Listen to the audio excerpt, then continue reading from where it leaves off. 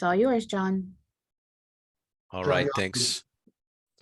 Thanks, Laura. And I wanted to say good morning to you all. My name is John Yacoub. I am the president for the year 2023 of the Tri-Counties Association of Realtors. I'm so pleased that you're here with us. This is, of course, our Tri-Counties legal panel. This is one of our most popular events, and you're going to see why if this is your first time. I wanted to start off by introducing our excellent panel who's here to give us some great information. I'm going to begin with Stephen Lerner. So Stephen is with us. He's the Assistant Commissioner of Legal Affairs at the Department of Real Estate. So that means you really want to listen closely. A little background on Stephen is that he is actually, he was appointed by Governor Brown as Assistant Commissioner for Legal Affairs, which is another way of saying the Chief Counsel, on November 2nd, 2015. He served as the Principal Legal Advisor to the Department, the Commissioner, and the executive team that oversees the department's legal program. So he's got a very broad base. Prior to this, he was the Deputy Attorney General and the Natural Resources Law section of the California Attorney General's office. He's been involved with advising the Department of Forestry and Fire Protection, the Air Resources Board, the State Water Resources Control Board, and the Board of Forestry, and he represented them in civil litigation. He was a civil litigator. He's been on the ground as well, and in addition, he worked as the assistant to the mayor of the city of San Diego. So he got his Juris Doctorate from University of the Pacific McGeorge School of Law and his Bachelor of Arts degree from the University of California, San Diego. And Steve enjoys traveling, running, photography, reading, and most importantly, spending time with his wife and 2 children. Steve has been also an active member of the board of directors for the Society of the Blind since 2003, and he served as the board's president for over 5 years. So Stephen, thanks for being here. Next, I want to introduce Mr. Ed Zorn, who joined the California Regional Multiple Listing Service as Vice President and General Counsel in June of 2015. He directly oversees the compliance, licensing, and legal departments, and he's got over 30 years of real estate experience in a strong and diversified career portfolio combining legal, real estate, and business expertise.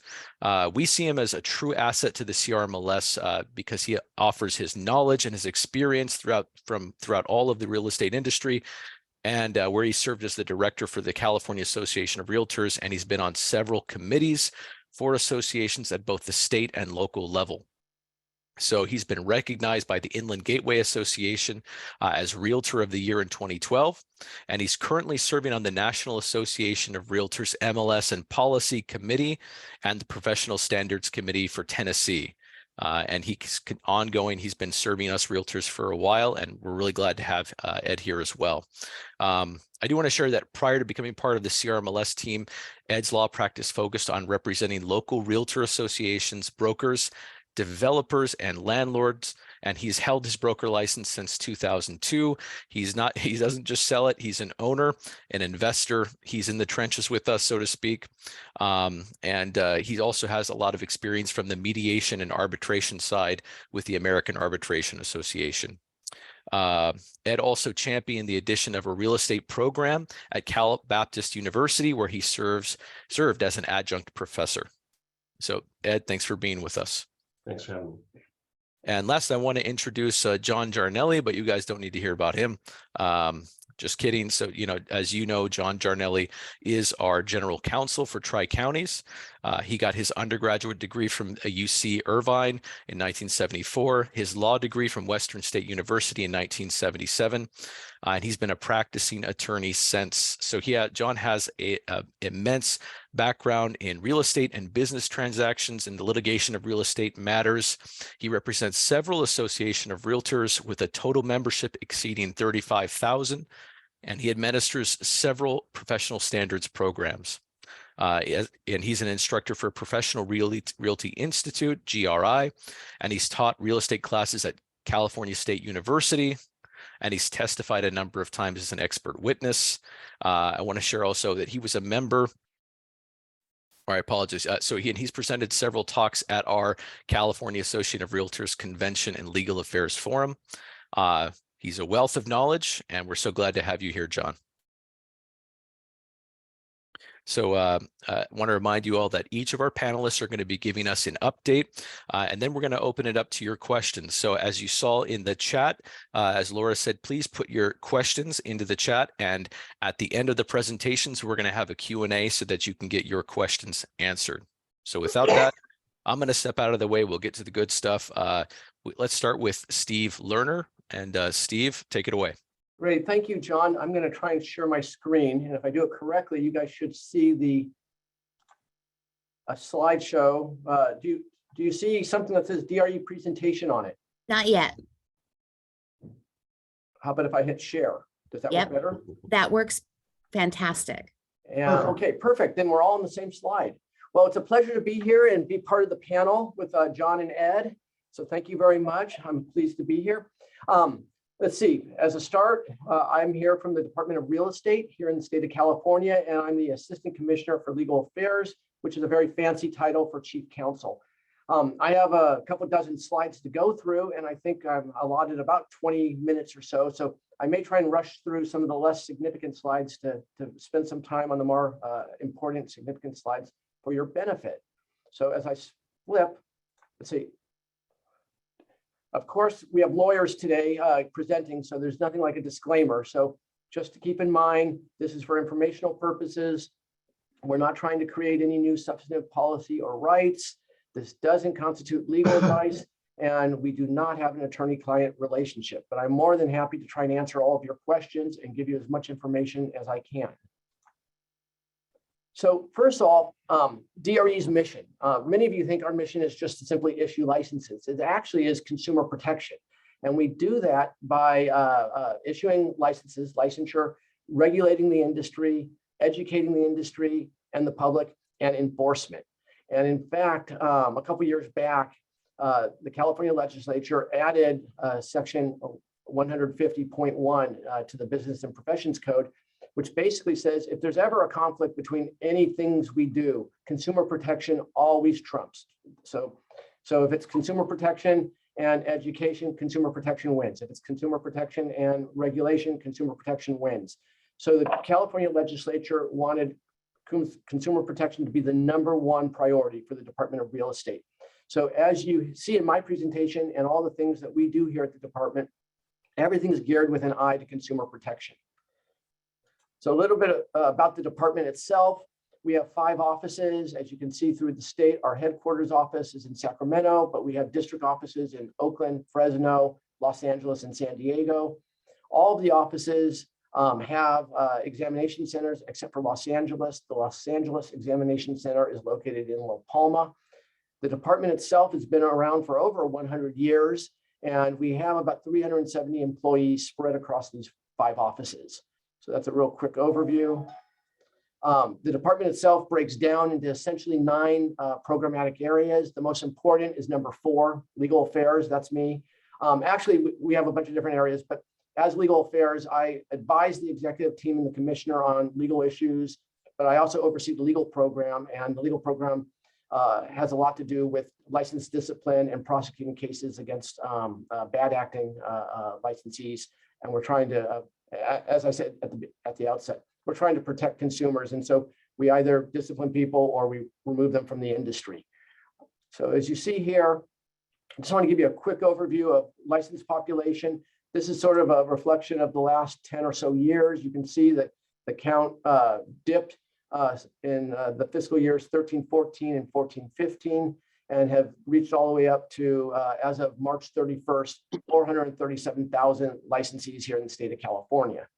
If I flip to my next screen, of those 437,000 licensees, we have about 29% hold broker's licenses, and the balance, 71%, hold salesperson's licenses.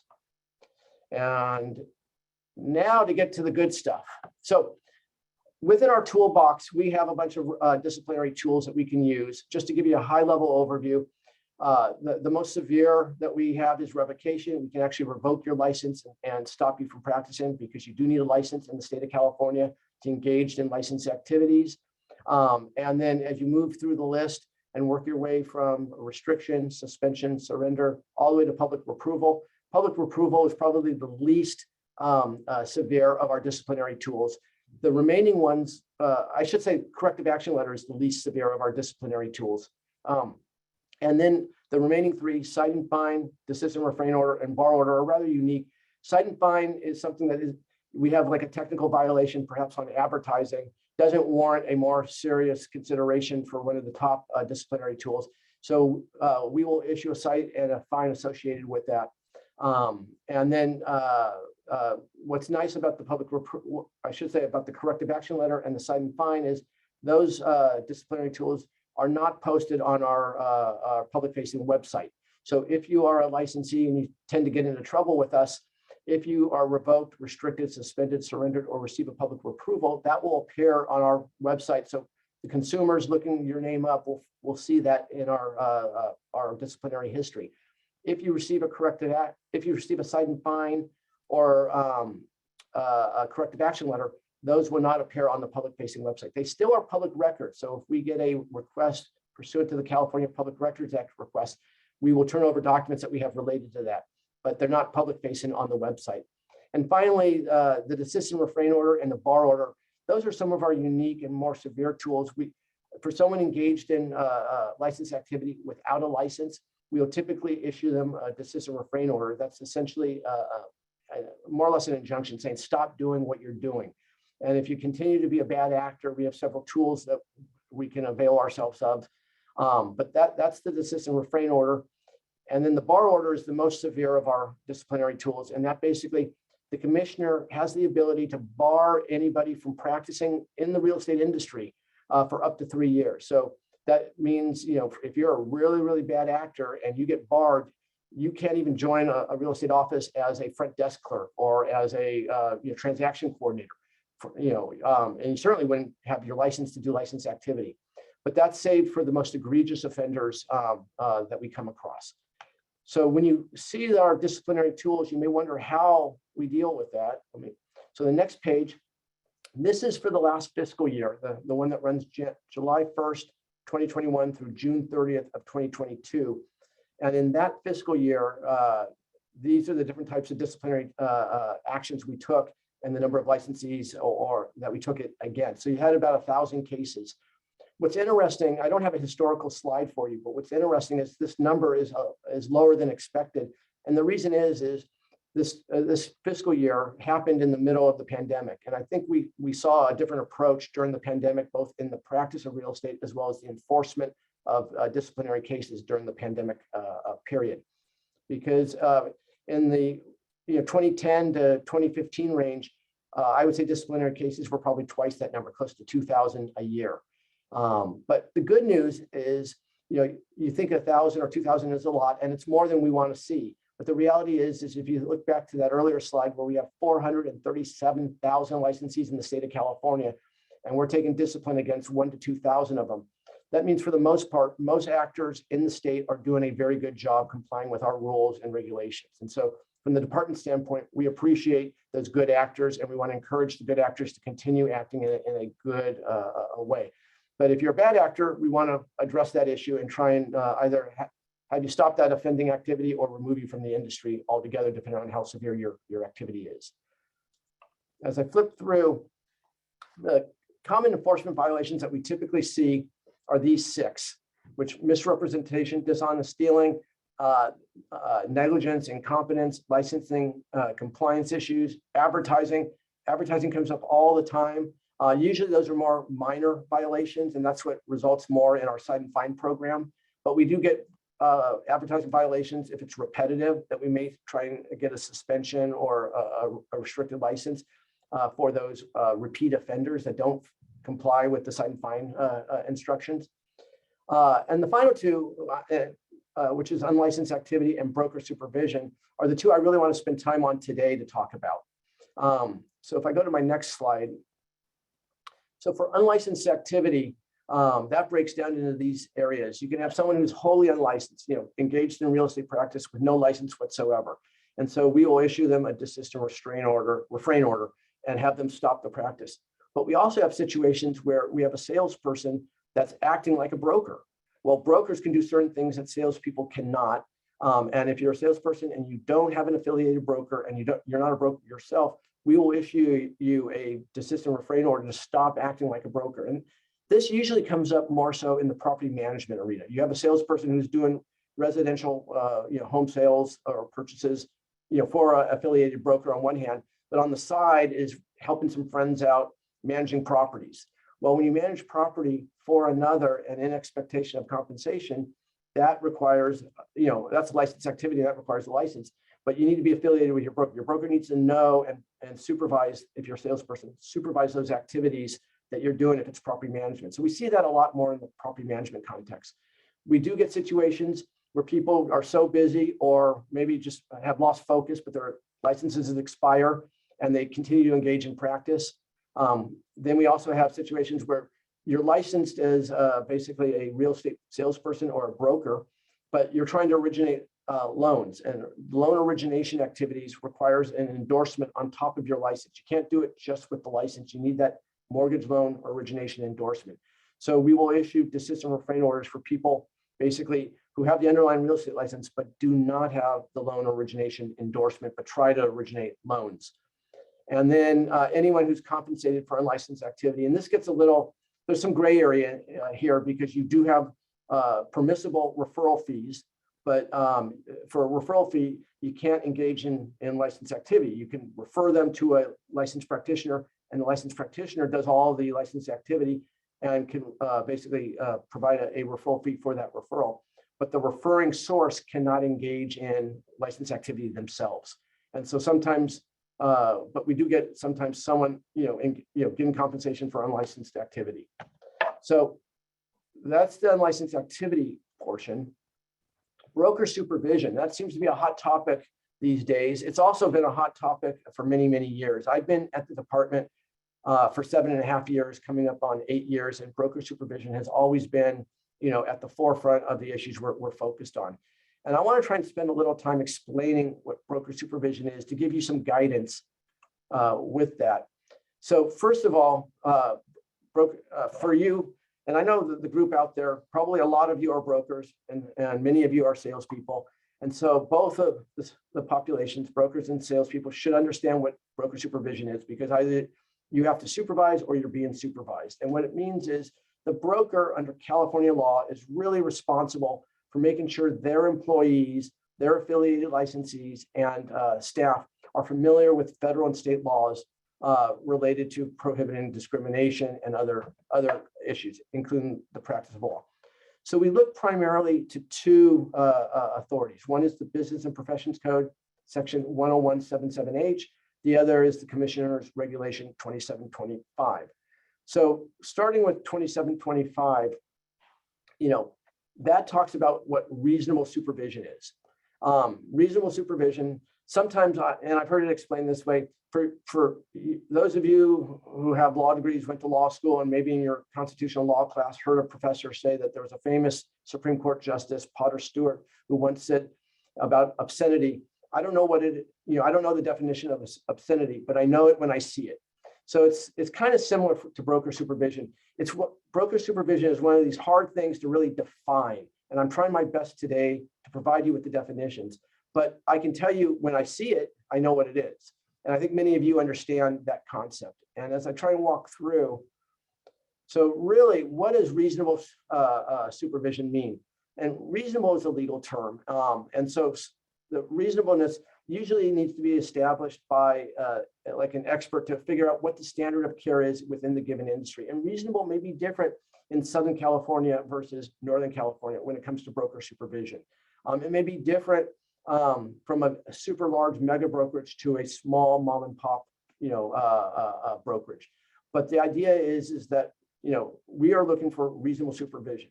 You're asking me, well, Steve, you're telling me all this stuff about standard of care and experts, but I don't want to go out and hire an expert. Can you tell me a little bit more about what reasonable supervision is? So let me see if the next slide helps you. So basically, reasonable supervision includes establishing supervision over policies, rules, procedures, and systems. Oops, I hit the space bar.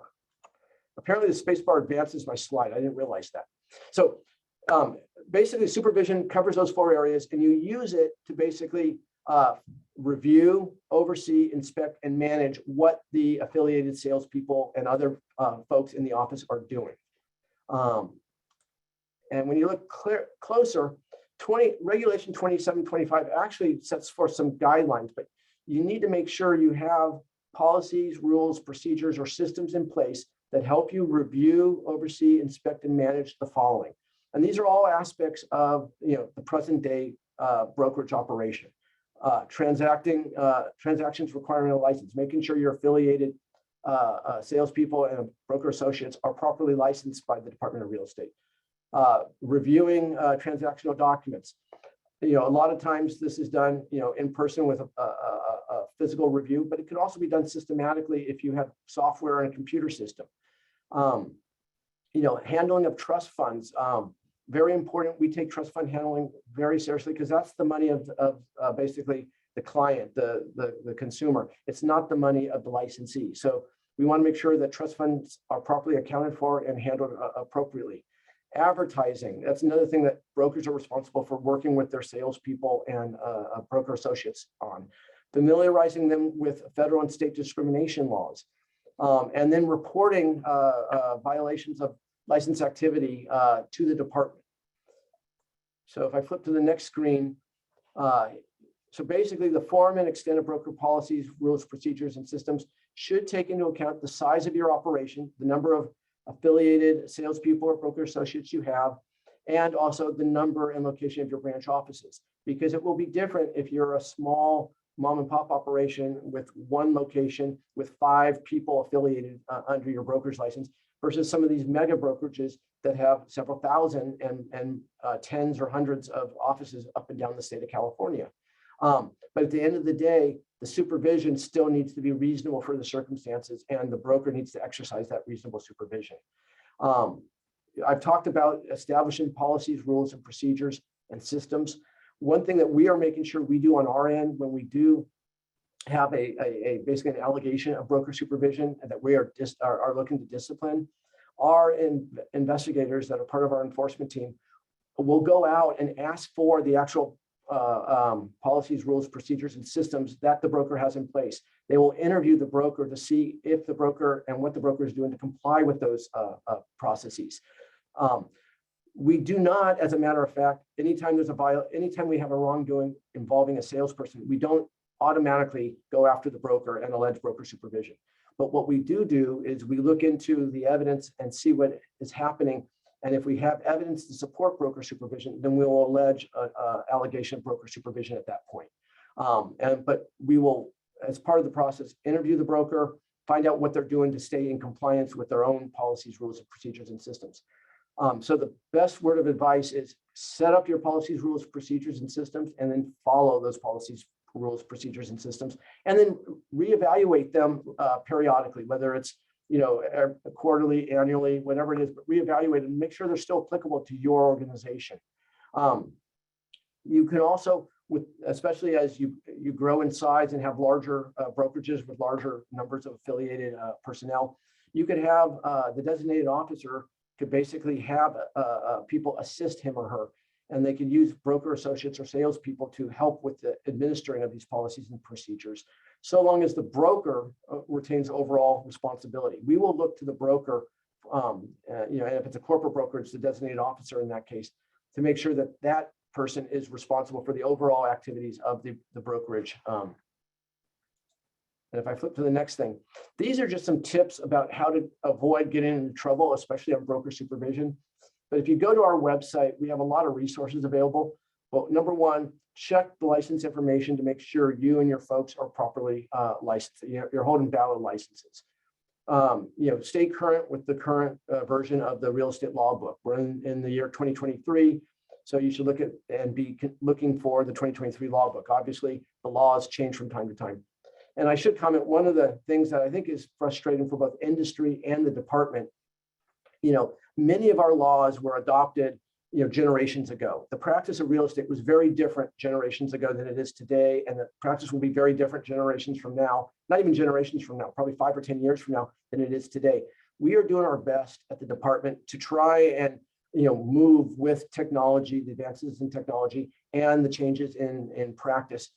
to make sure our laws and our regulations apply. But sometimes our laws are a little bit outdated, and we have to figure out how to make it, a square peg fit in a round hole. And we're doing our best to do that. We're trying to work with industry and set up a little discussion going on to focus in on specific areas, like how can we do a better job at broker supervision? Do we need to update our rules and laws, or do we need to do more with education or outreach? And so we're trying to work and develop that. And that's a project that just got started, but we're trying to come to fruition through this calendar year, and hopefully have some results to discuss at the end of the calendar year or into next year. And always remember your fiduciary duty responsibilities as a broker. That's very important. Let me flip to the next slide. Open houses. This is a topic that comes up regularly. And I want to just provide some clarity. The question, for those of you sitting at home and watching, can an agent from one brokerage hold an open house for a listing agent of another brokerage? So I'm not going to take a poll, but answer the question in your head. And if you answer yes, you're right. A broker can use someone from a different brokerage to sit at an open house. And as I come to my talking points, there is nothing in the real estate law that prohibits a broker from using someone outside the brokerage to sit in an open house. Okay. Now, please don't walk away thinking that you can all of a sudden do this and there's no repercussions or consequences of doing it, because there are a lot of things you should think about and consider. And just because it's not prohibited doesn't mean it's a good idea. And the reason why I say that is you really have to look at the activities of what the person sitting at the open house is doing and engaged in. Because if that person is opening and closing doors and referring people to a plate of cookies, on the island in the kitchen, that's not licensed activity. That's, you can have anybody do that. But if that person is negotiating terms or providing representations involving the listing, if they're soliciting buyers, those are licensed activities, and that could place not only the listing agent in jeopardy of violating broker supervision and fiduciary duties, but it also can place that salesperson who is affiliated with a different broker, that different broker's liability on the line, because they're responsible for that salesperson. And if the salesperson is sitting in the house of a different broker, the affiliated broker who's responsible for the salesperson doesn't know what that salesperson is doing. And so they could be on the hook for that. Meanwhile, you have the broker who has the listing, who is using the salesperson from a different brokerage. They could be on the hook because they're ultimately responsible for the property. And if there's damage or whatever, you have issues arising there. You certainly have issues with, and of course, leave it to the lawyer to think about all the hypotheticals that probably will never happen, but we have to think that way. What happens if the salesperson who slips and falls, and all of a sudden, needs and insurance gets triggered, or there's an allegation for a misrepresentation or a statement that's said, and there's insurance that's triggered. Will the affiliated broker's insurance, cover that person? I doubt it, because the salesperson is not doing the work for the affiliated broker in that house when they're in the house for a different broker. So these are things that you need to think about if you're going to use a broker, if you're going to use a salesperson from a different brokerage. So that's why I say, please, don't walk away thinking it's absolutely permissible. The law doesn't prohibit it, but just because it doesn't prohibit it doesn't make it a great idea. But so think about that. As I move forward, I'm going to try and rush through. I added some slides at the end that I want to cover really quickly because I think it's meaningful. If I go too quickly, feel free to ask questions and I'll try and answer them later, or you're more than happy to reach me offline and I will try and answer your questions as best I can. But I want to talk a little bit about new continuing education requirements. So last year and this year, or I should say 2 years ago and last year, the legislature passed two different bills. One was SB 263, the other is AB 1495. SB 263, which took effect January 1st of this year, basically deals with continuing education. So for all of you that already have your license, which should be everybody on this call, this one really applies to you. AB 1495 makes us come full circle, and that deals with basically pre-license education. So those are all the folks applying for licenses. And that takes effect January 1st of 2024. So, so you really, if you're a salesperson and you're applying to be a broker, you want to listen to the whole conversation that I'm about to go through. If you're going to stick with your existing license and you only are concerned about continuing education, then these first couple of slides are what you want to focus on. But what both bills do, they essentially add requirements for implicit bias, and they created an interactive process or component for fair housing. The legislature really wants to have industry focus on these issues. There's been some history in the real estate industry across the country that is not positive for the real estate industry, that at least in California, the legislature is trying to address here. So basically, these are some of the requirements. I'm just going to flip through. Talks a little bit about implicit bias, federal fair housing laws. I talked a little bit about that. I'm about to run over my time, so I'm moving more quickly through these slides. The federal laws that apply are the Americans with Disabilities Act and the Federal Fair Housing Act. The state laws that apply are the Unruh Civil Rights Act and the Fair Employment and Housing Act and the Holding Act. At another time, I could explain more about what these all do. Basically, if you think about it, they all, in one way or another, address these protected classes. And there's about 20 of them. The last four, numbers 17 through 20, are specifically covered under the state of California Unruh Civil Rights Act. They're not covered under the federal counterparts. But these are now all protected classes. So when you're out there, dealing with a buyer or a seller or an apartment renter, these are things you need to think about, that you don't want to discriminate, because you'll find yourself in trouble. So we also, in the last year, we amended Commissioner's Regulation 2780 to bring it up to a date, because it hadn't been changed since 1977. There's been a lot of changes with the federal laws, so we did that.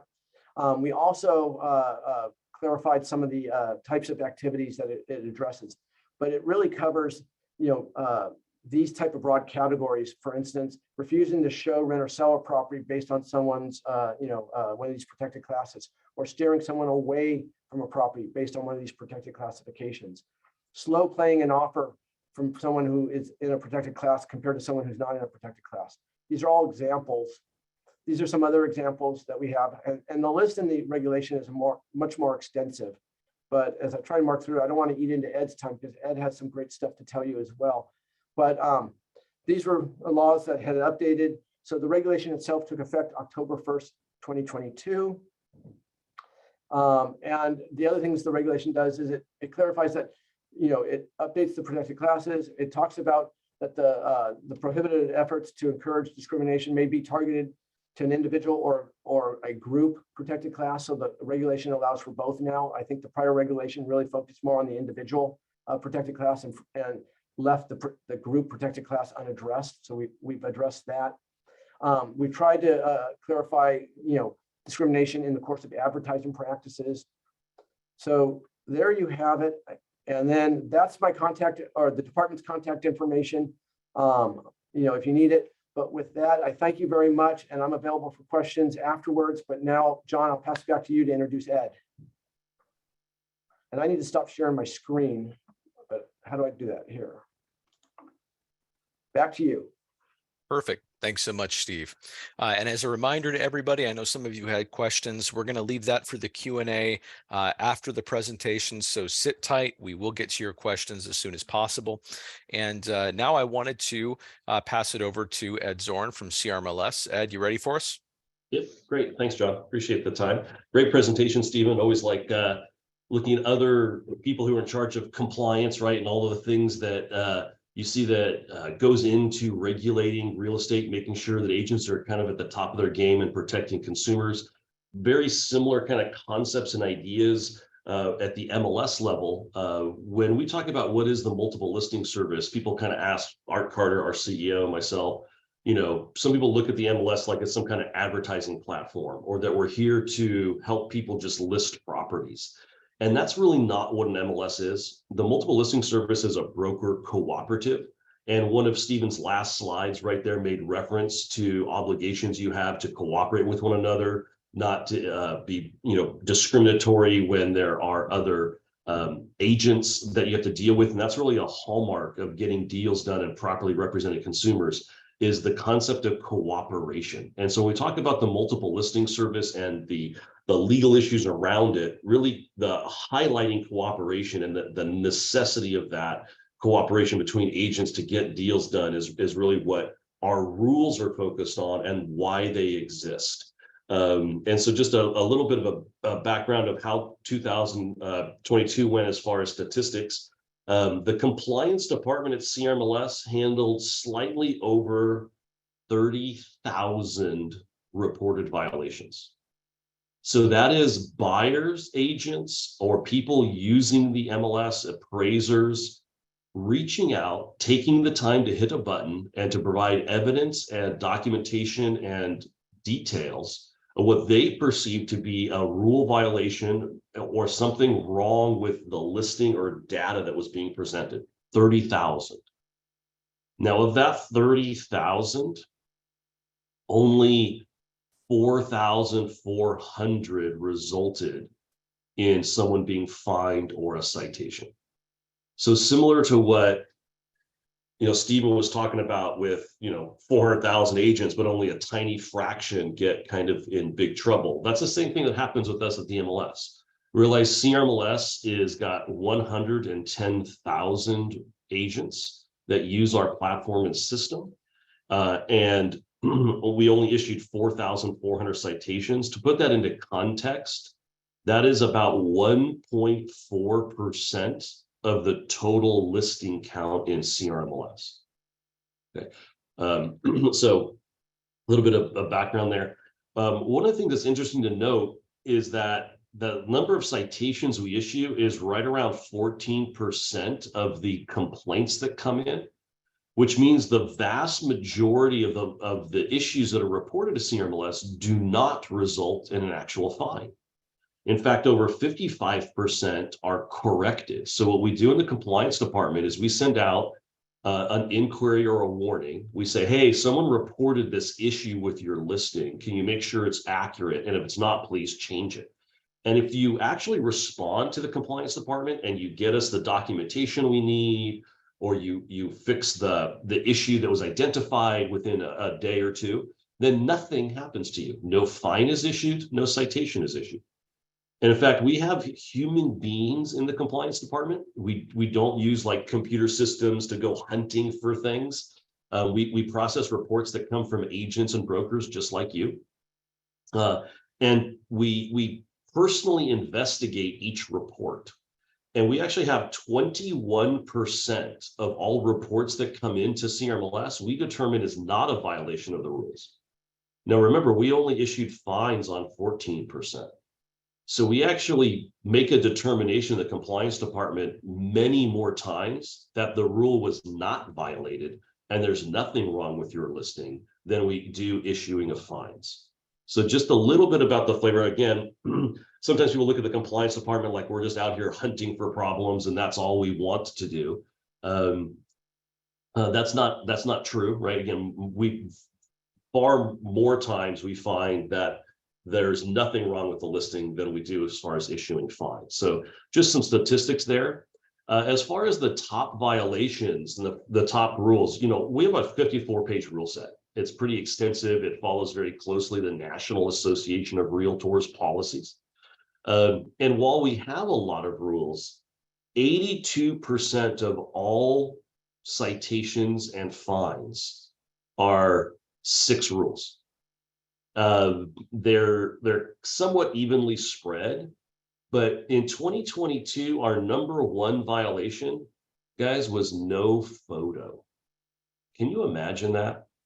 A listing agent has a listing, sends it out the door. It goes to 27,000 websites when you put a listing in the CRMLS system. And you're going to send that out the door with no photo, right? And think about that from a cooperation concept. You're representing a buyer. Your buyer's interested in this neighborhood, this property. You see it pop up on the MLS. You're thinking, oh, great, I can maybe go take them to that. Does this have the kitchen? Does it have the features that my client wants? You open it up. You have no idea because there's no pictures, right? So that goes right to the heart of cooperation. But that's our number 1 violated rule. Is it really that hard to get a photo in 2023 in your listing? The number 2 violation to me is interesting.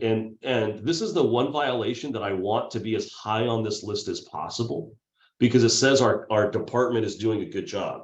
Our number 2 violation is failure to correct a violation. So the only way you get a failure to correct citation is you have to beg us for it. So what we do is we send out a warning to you and we ask you to update the listing, get some kind of piece of information, or get us some documentation so we can confirm the accuracy of what's in this listing. And you basically say, no, I don't care. It doesn't matter. We're not going to respond. And then we will issue a failure to correct citation. So these are completely avoidable. All you have to do is respond to what the request is. And this is a really important one, right? Imagine you're in the process of putting a CMA together on a nice, $1 million listing. And as you're going through and preparing for that CMA, it shows a pending home and you put it in your pending category, and you go to the person's living room, you have your great PowerPoint presentation, and they look at you funny going, well, why does it say pending on your CMA? I know, Frank and Betty that live down the street, and I know they closed escrow 3 days ago. So you clearly don't know what you're doing, right? Because you have wrong information in the CMA.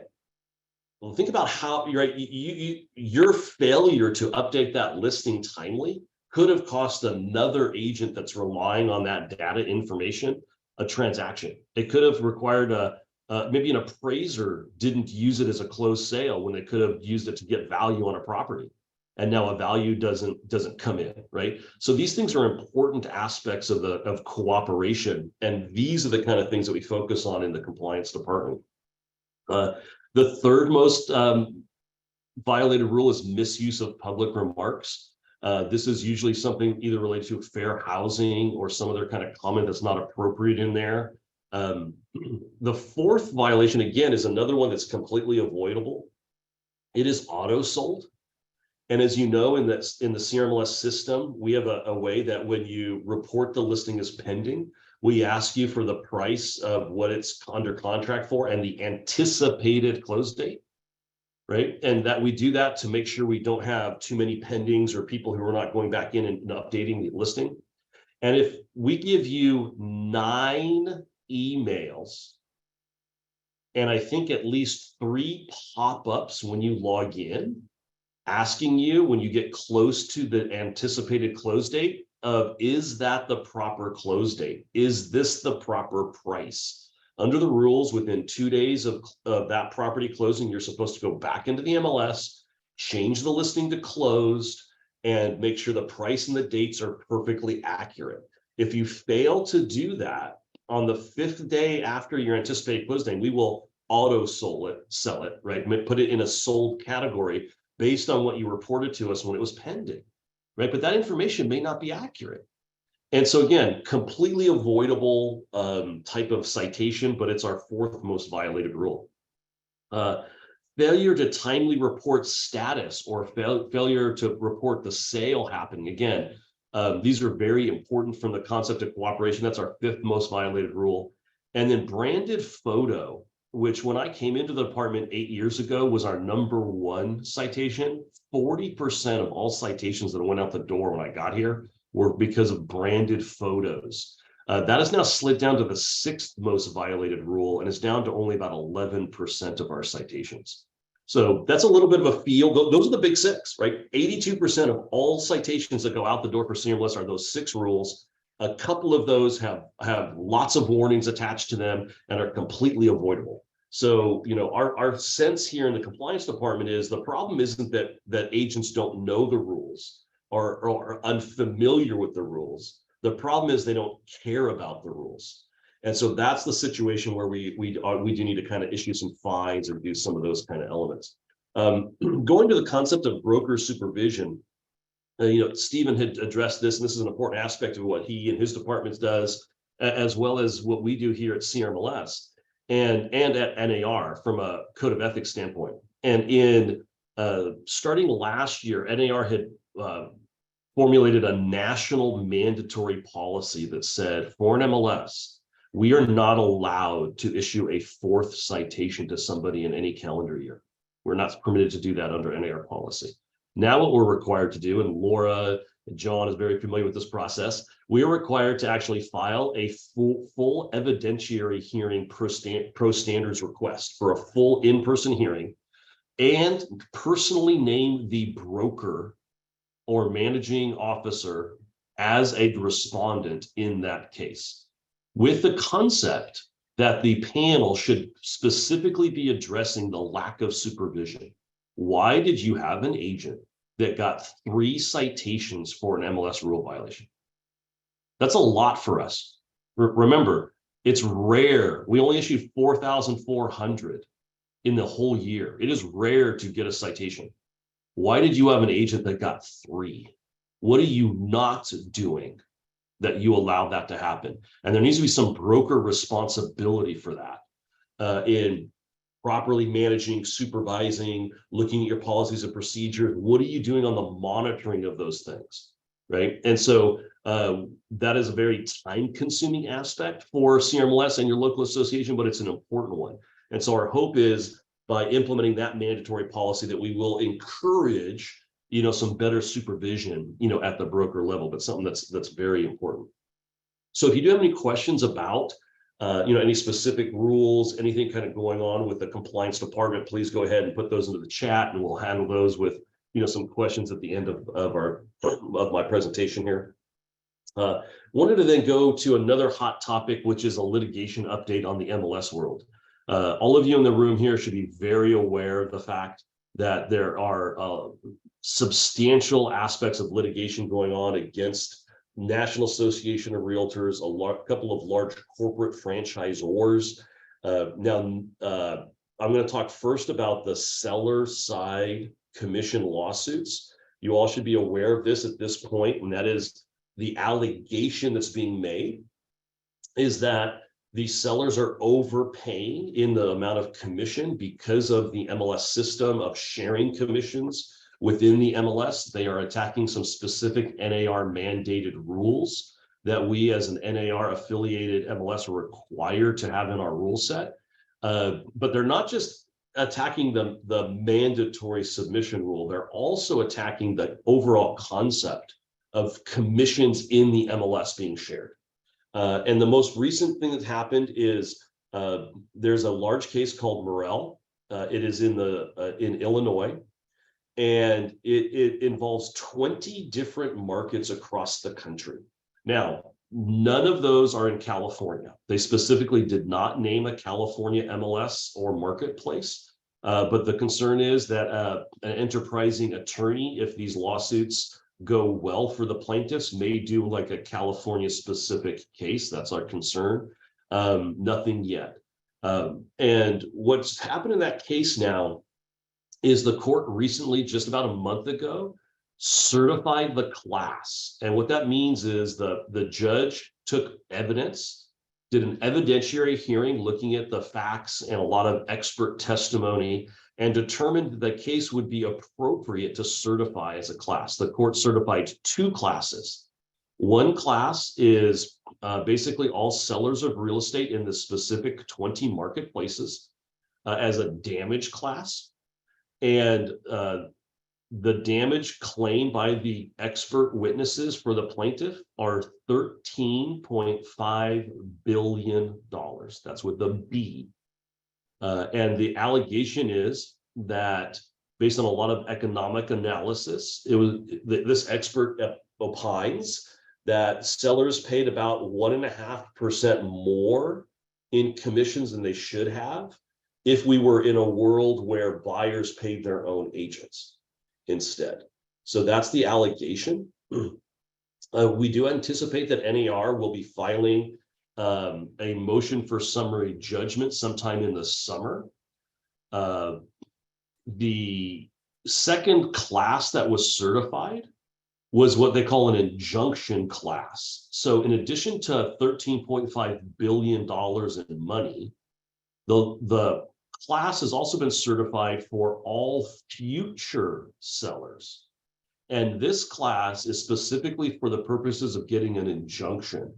And what this case will also be determining is an actual rule, an injunction, a court order against NAR and NAR MLSs from mandating any kind of commission in the MLS. And there's a thought that they may even expand that to ask for an injunction eliminating all commissions from the MLS. So that is something that is on the table in this case and will be tried. I would anticipate that we'd be looking at a trial date sometime either at the end of this year or beginning or springtime of next year, depending on the court's calendar. So that's coming up pretty quick. At the same time, there's already a case that has been set for trial in Missouri. It is literally the identical issues. That case is set to go to trial in October. Now, it is limited only to the state of Missouri rather than the larger, more national type of base.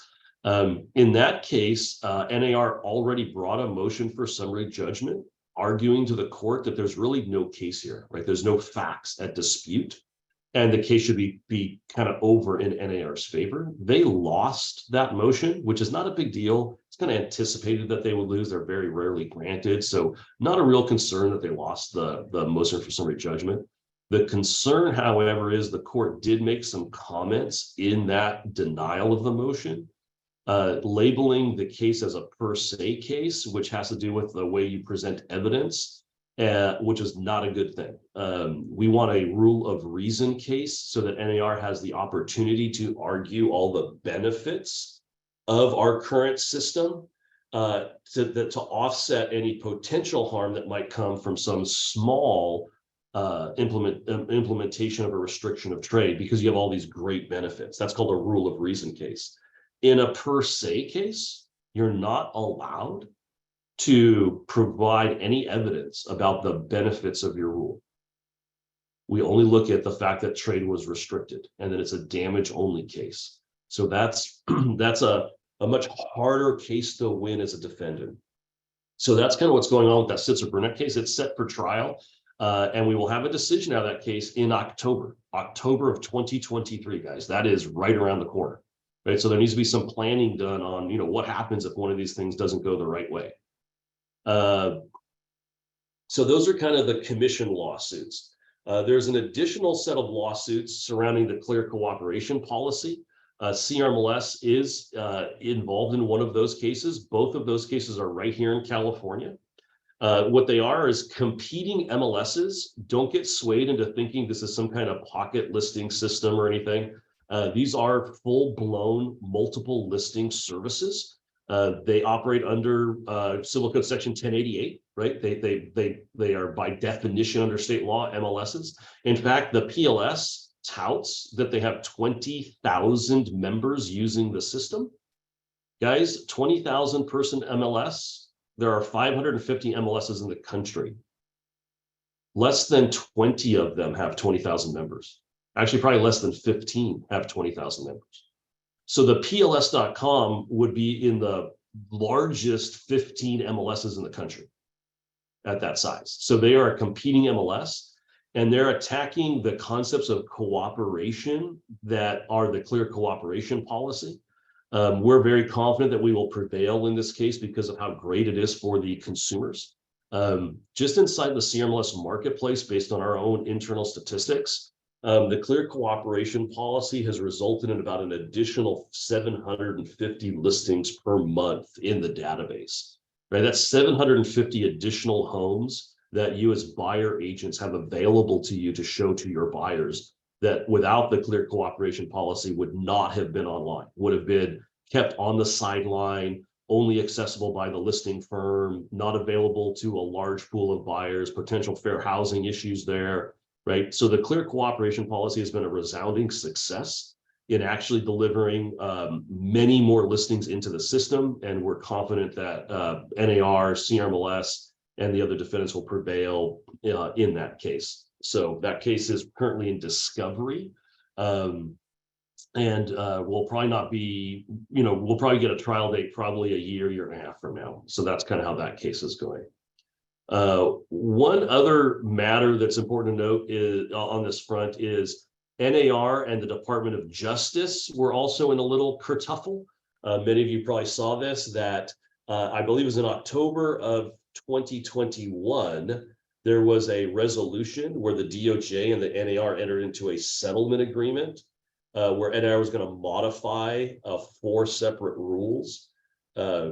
And in exchange for that modification, the Department of Justice agreed in writing to drop an investigation they had open on the clear cooperation policy and these commission issues that we've been talking about on these other lawsuits. DOJ said, hey, we're going to walk away from those. We think we're good. And what happened is when based on changes of administration and things that happened there, the DOJ in an unprecedented maneuver backed out of that settlement agreement, just dismissed the case and just completely backed out and reopened investigations that they had agreed to close. NAR successfully sued the Department of Justice, saying they breached these agreements. NAR won, and they won big. It was a great win for NAR. Kudos to that legal team. The DOJ recently, just a couple of weeks ago, have now appealed that NAR win. So that's going up on appeal. So that's kind of that DOJ kind of status. And the last aspect from a regulatory standpoint, I just want to make you guys aware of that President Biden has issued an executive order for the Federal Trade Commission to look into how agents share commissions using the MLS, and has asked the FTC to consider making regulations managing and regulating the sharing of commissions in the MLS system. So that's an executive order. Now, I guess one of the good things is that was like a 60 or 70 page executive order that had lots of things in it. And at this point, the FTC has not gotten to any kind of regulation, but realize even if NAR wins and we prevail on these lawsuits, which is our hope, does that provide cover for the FTC to come in politically and then issue what the lawsuits couldn't do simply by the swipe of a pen in regulation, right? So those are some of the challenges that we're facing in front of us at the multiple listing service. CMLS is preparing for these events. We feel that the concepts of cooperation are still very valid, and we're going to remain here to serve, your needs and your consumers' needs, in this environment in the best way, that we can. And we feel that the MLS is absolutely vital for the fair transfer of properties from buyers to sellers using a well-regulated system. So with that, I think that'll conclude my kind of remarks and comments, and look forward to answering some questions a little later on in the presentation. Thanks so much, Ed. And now we do want to go on to John Giardinelli, who's got some stuff he'd like to share with us. John, you there? Yes, sir. Well, thank you. Thank you both, Steve and Ed. Those are phenomenal bunch of information. I get the chance to talk to Ed on almost a daily basis. In fact, I snuck him a text while Steve was talking. These are incredible issues, and it ties really well into something that I want to talk about, which is the new forms that CAR has come out with. As you can tell by Ed's conversation, the push is on the buyer broker representation side. There's going to be changes. We don't know whether the changes will be forced on us. We don't know whether the changes are going to be created because of market pressures. But what seems to be pretty clear is that there are going to be changes in the way you all represent buyers. One of the changes is already what we do here in Tennessee. As some of you know, both Ed and I live in various parts of the state of Tennessee. He lives near Knoxville. I live near Nashville. And no one in Tennessee is ever going to represent a buyer at any stage until they get a buyer broker representation agreement, period, end of story. That's the way it goes here. It's common practice. It is not necessarily the law, but it is something that every agent in my county, every agent in Ed's county does. So I want to touch on some issues briefly, because I got a really great surprise for some of you if you haven't been keeping an eye on Laura's ever-evolving list of education programs and offerings. But it's pretty clear. I've talked to both June Barlow. I've gotten information from the National Association of Realtors, who are pushing buyer representation agreements. CAR has pretty much said it either is or will be the standard of care. You heard Steve mention standard of care, reasonable performance, reasonable supervision, all those kinds of things. I believe personally, and I think Ed and Steve might agree, I know Ed does because we've talked about it, that written buyer representation agreements are the future. And it makes perfect sense, both from a consumer standpoint and from a broker standpoint. Article 9 of your Code of Ethics says that you will have all agreements in writing.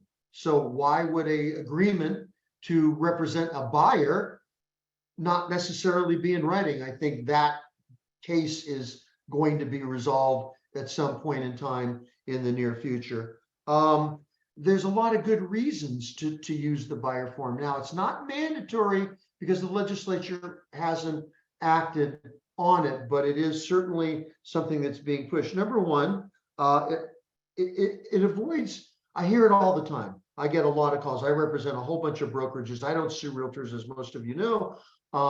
And the call is, my gosh, I just worked with this buyer for weeks. I showed them dozens of properties, and now they've gone to another agent and they've taken advantage of my time and my expertise. Well, this is going to help because it's going to put certain aspects of your relationship in writing. And if you are involved in a property that is ultimately purchased, you have an argument, a step up in a claim that you might, in fact, be entitled to compensation. In the event of a dispute down the road, you know, I believe my broker said to me this and that. No, the broker says that's not what we agreed to. We agreed to this. Well, if you don't have a written agreement and you're a fiduciary with a duty to put everything in writing, who do you think is going to win that argument most of the time? But if you have an agreement in writing, I think that you're going to be miles ahead of the game. So it does provide some benefit in the event that there's a dispute between yourself and the buyer client. Additionally, if you get into an argument over who is entitled to the commission, let's say, Gilda, you represent the buyer, you show them a ton of property, you're involved in a bunch of property, you have a buyer broker representation agreement, and then Linda takes the transaction over and closes the deal. Now, there's a clear potential argument between the two of you as to who gets the pot of gold, right? Well, and a CAR has ruled in their procuring cause guidelines for hearing officers that if you have a written agreement, the panel is to give that consideration great weight. Now, like reasonable supervision and the reasonable person test, no one really knows what that means. But in talking to the hearing officers, I came into California in February. We had some training, talked to people like Linda, and got the sense that great weight meant that if all things are considered equal, and you have a buyer representation agreement, you got a good shot at winning that case.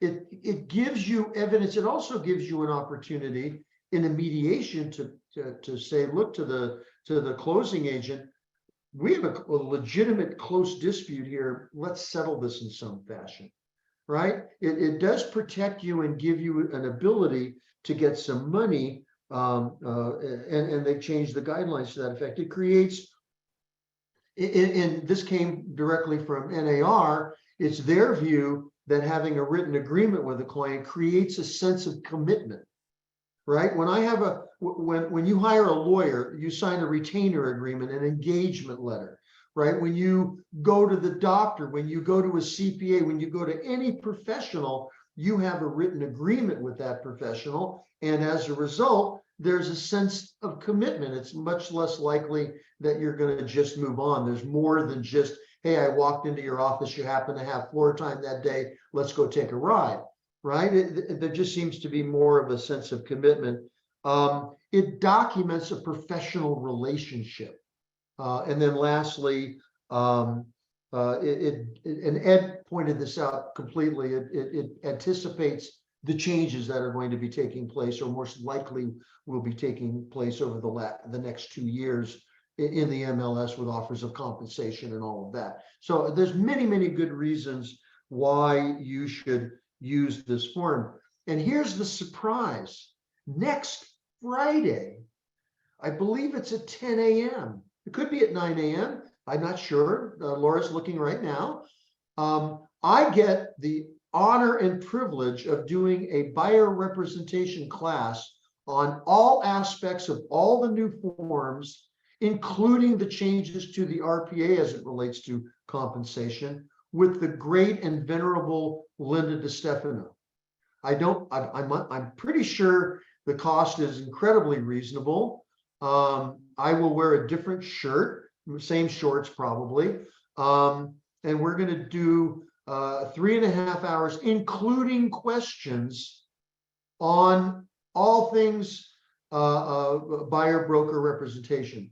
I've done the class before with another broker, and it went incredibly well. We had over 600 people show up, and we had great questions, not surprisingly, mostly about compensation, but also about representation, about how to tie these contracts down. So I urge you to consider it if you have the time.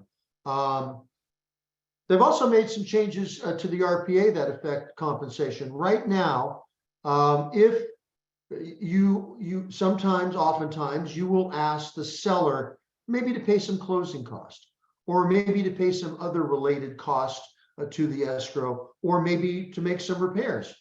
They've now given you the option in the RPA to ask the seller to pay some of the buyer's broker costs. I mean, if you think about that, it makes perfect sense. Let's say, for example, I have an agreement with Larry Black, who looks remarkably, well, he changed his name. It was Mary Harmon.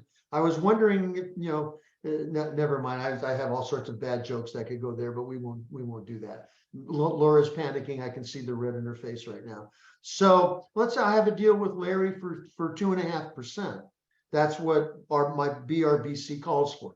And the commission in the MLS is only 2%. And I don't necessarily have the cash to cover the extra 0.5%. So I have now, under the new changes that took place in the RPA, I can now say, okay, I have a request in making it in the offer. Number one, I have to have a BRBC. Number two, there's a box you check off. I think it's in 3G. There's now a form that you would send to the listing broker requesting that the seller pay, as part of their cost of sale, the extra 0.5% or whatever else can be negotiated to my agent. Okay, so you have to, and we'll go over this in detail next Friday. So I'm going to leave something on the table here, so hopefully to induce some of you to show up. But Linda and I will talk about best practices and all of that. So again, that is April 28th. It is 9 o'clock. I did write it down, at 9 to 12:30, with about a 10-minute break and a time for some questions. There's going to be some new forms, because God knows you don't have enough to worry about. So I'm just going to give you a quick sneak peek on some of the forms that are going to come out. And again, this may change. We're having a meeting next week on the new forms and the revised forms, and we'll do a newsletter that Laura will publish. But there's going to be a new form that I really like. In Tennessee, at least where I live in Franklin, we do a lot of mixed use property, where there's retail on the ground floor and then some form of residential above. Well, in California, if you've got residential, you have a different scenario if there's 1 to 4 units, right? And so there's going to be a form. It's called the Residential Units Purchase Addendum. And I'm hoping they're coming out with it, because it's a great form. It's very needed. Then they're going to revise a whole bunch of other forms. They're going to make a real small but very significant change to the transfer disclosure statement and a bunch of the other disclosure statements, and that's this. In the TDS, you need to do a TDS for every unit if you're selling more than one unit, up to 4. And they're making a little line change up at the top of the TDS that will say, this is for unit number X or unit number B or whatever it's going to be. So that change will take place, and it'll also take place in a couple of the other forms. I have probably not the most cases, but the most complex problems that I have are with teams inside the brokerage in so many different ways. One of those issues, of course, is what happens when a team member leaves?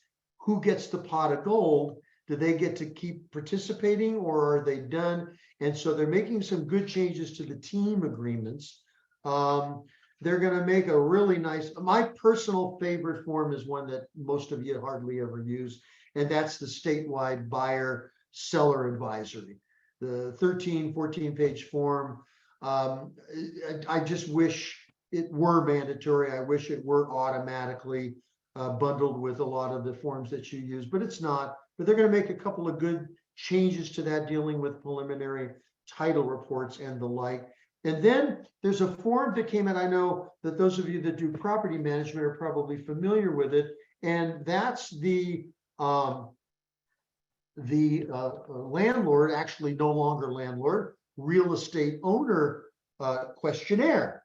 And the trouble with the questionnaire that came out in December is it doesn't have a place for the tenant to acknowledge that they've received it, only a place for the broker who's doing the property management and or attempting to get the property rented has a place to sign. And they're going to change that in June and add a place so that when the residential owner gets the questionnaire, once they have a prospective tenant, they can provide the information, and it's pretty substantial information. A couple of new cases I want to talk about. We've always wondered whether California would follow the federal law when it relates to the independent contractor nature of real estate agents. As you know, it's typically thought, and most of you act as independent contractors. We now have a case, it's called Whitlack. And what Whitlack said, it was a class action, pardon me, it was a class action filed by a real estate agent against his broker, claiming that he was really not an independent contractor, but that he was an employee. And so when he was let go, he turned around and filed a claim for unpaid wages. He filed a claim for sick leave and all of the rest of that. And he tried to certify it as a class. And it went to trial. The trial judge ruled in favor of the brokerage, and then it went up on appeal. And in a published decision that CAR helped to sponsor, the court ruled that, yes, you are independent contractors if you follow 3 basic requirements. Number 1, and this goes to Steve's talk, you have to have a license. Okay, unlicensed people are employees. Number 2, you have to have a written agreement with your brokerage, right? You can use the CAR form, you can use the franchise form, but there must be a written agreement between the salesperson and the brokerage regarding the relationship. And 3, you must be paid on what is commonly referred to as an output basis, which is another word for what? Commission. Doesn't mean you can't earn some flat money, you know, for doing some extra stuff or something like that. But the vast majority of your income must be through commission. If you meet those 3 rules, you are an independent contractor. I'm not going to go into them in any great detail. We're going to probably cover them in our next newsletter. But there have been a couple of landlord-tenant cases that I thought were pretty significant, particularly for all of you who live in, who work primarily in Los Angeles County. And that is that if you attempt an eviction and you fail to follow the local ordinance, if there is one, relating to evictions, or the state law, which is much more beneficial to landlords, not completely, but more beneficial. If you fail to do that, you will lose. Now we have cases that say local ordinances are required to be followed, and therefore failure to follow them results in a win for the tenant, which, if there's a claim for attorney's fees, means not only do you not get your rent, not only do you not get the tenant out, but you got to pay their attorney's fees. One of those two cases went one step further. And in that case, the person who was being evicted was a senior citizen, AKA elder. And in addition to finding that they could not evict because they didn't follow the ordinance, they also indicated that a claim, if able to be proven, all the elements need to be met. But if there's a claim for elder abuse, it will also be considered. So be very careful about following the local laws. I know they are very difficult, and so be very, very careful about that. So what's going on trend-wise? I'm going to cut it short because I know we got a whole bunch of questions, got over 20 questions that John's got to sift through. So what are we seeing? I get a lot of calls, as you could imagine, from my brokers, and also from, my friends and people like that. One of the things I'm seeing a lot of is people don't seem to understand that the TDS is a mandatory form, right? Period. It is mandatory, and it must be delivered in a filled out position. Let me give you an example. One we had just not too long ago. Buyer's agent gets the TDS, and in section 3, it says avid form to follow. So what's the question? Have we now delivered a TDS? No, we have not, because the TDS, including the agent's inspection requirements, an avid form is not mandatory, but the inspection is, reasonably competent, diligent, vigilant inspection, blah, blah, blah, is required. If you don't do that, then you do not have a completed agreement, and buyer retains the right to cancel regardless of any other contingencies or removals, period, end of story. Obviously, one thing I've had 3 or 4 calls on recently are, and I don't know if you guys are seeing this, sellers not wanting to do the disclosures they're required to do. We had one actually day before yesterday. The seller was a lawyer who really should know better, right? Didn't want to make disclosures, and we had to point him to the parts of the language that talk about the law. We also had to talk about the fact that he's breaching his listing agreement with the listing agent, because that says that the seller will follow the law. As Steve pointed out, lots and lots of issues with broker supervision. There are classes that are available that cover these issues. You've got to understand that it's not just a question of marketing, it's a question of teaching people. And the 2 areas I see the most personally are in advertising, where people simply don't comply with the advertising rules. I told Laura that we have a advertising guidelines booklet. It's on your website. I'm updating it because there've been some changes. Eddie's made a couple of changes, so I've got to clean up a couple of things in some of that stuff on clear cooperation and so forth. But we'll have that out probably in the early part of May. It's I hate to say this word, I'm going to say it, so I apologize in advance. It's free. Laura's very good to me, so I'm going to give it to her, and she's going to put it on her association website, and it's got all the things you need to know about open houses and coming soon and all that kind of stuff. The other call I get, believe it or not, is on fair housing. Agents, for some reason, or brokers, for some reason, don't think you need to teach about fair housing. And as Steve pointed out, it is a mandatory item for teaching. Now, I don't remember the date. I know it's in June.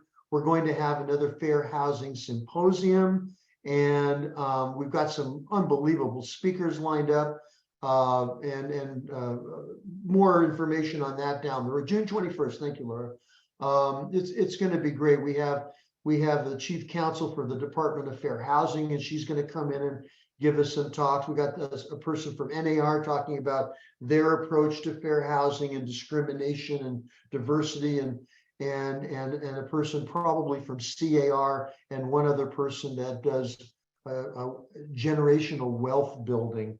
And so it should be a pretty good program.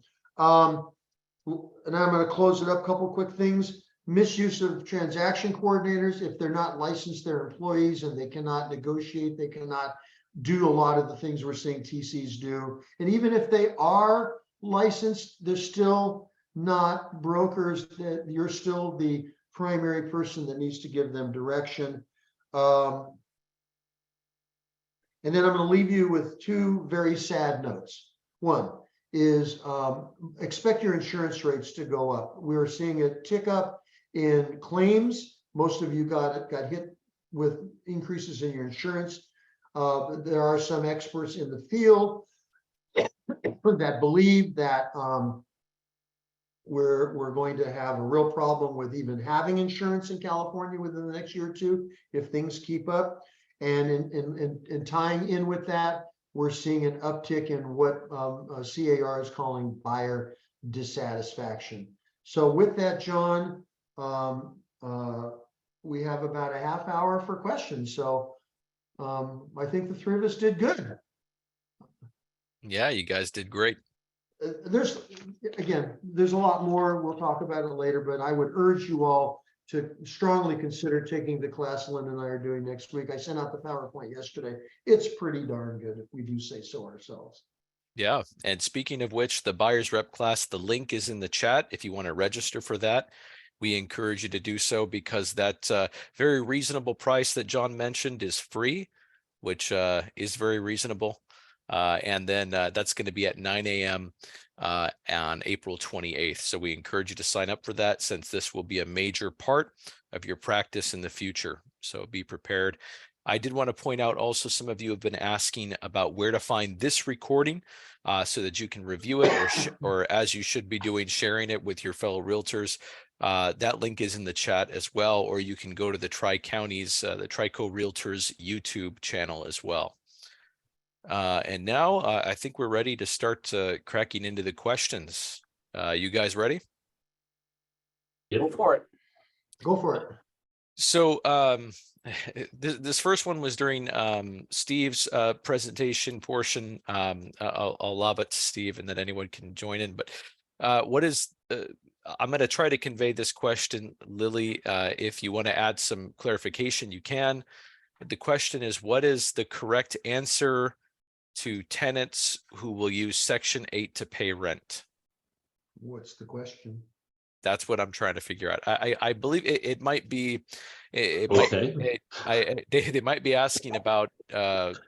Again, Lily, you're welcome to put up your hand or to chat further if you want to explain the question further. But as it is written, what is the correct answer? The tenants who will use Section 8 to pay rent. Is this like Jeopardy, where I have to answer in the form of a question? Why not?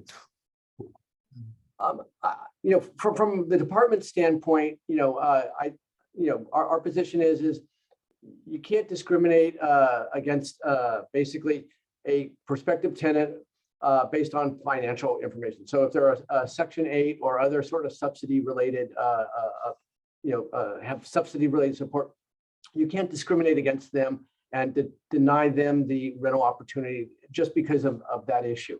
And if you do, you'll find yourself in violation of a whole bunch of federal and state laws, and then that could result in us, if we're aware of it, us taking disciplinary action against your license. It could also be a referral over to what was formerly known as the Department of Fair Employment and Housing. They changed their name last year to the new California Civil Rights Department. But they have a lot of teeth in their law that basically they can go in and get both civil penalties and different types of injunctive relief under their authorities. So if you're The best thing is don't discriminate based on any of those protected classes, but Section 8 is an example of a protected class that's identified. Yeah, actually, John, it's pollen season in Tennessee, so I apologize. It's crazy right now. Actually, discrimination against any form of source of income. The issue is you don't have to lower your rent, but if you have a rent and the person that is applying can meet that because of whatever sources of income they have, child support, spousal support, Section 8, combinations of any of them, you can't discriminate, period, end of story. And so Steve's right, it can result in some big problems for you, both at the DRE and at the State Department. And if I could just add, we do work rather closely with our partner agencies. So we are working closely with the new Civil Rights Department on cases that overlap their jurisdiction and our jurisdiction. Likewise, we work closely with the Department of Financial Protection and Innovation because we both have jurisdiction over the mortgage loan origination industry. So there is a lot of collaborative effort between departments as well. All right. And this next question, we'll start with Steve. This was during Steve's presentation. Are agreements made by email and text messages legally binding? Well, I could say it as the lawyer in me, you can have an agreement, what we call contract, and it could be oral or in writing, and they're both equally enforceable. It's a lot easier if it ever comes to a dispute to prove what the terms of that agreement are if it's in writing. So that's the first step. The second step is obviously a text message, an email is a form of a writing, just like the standard purchase agreement is.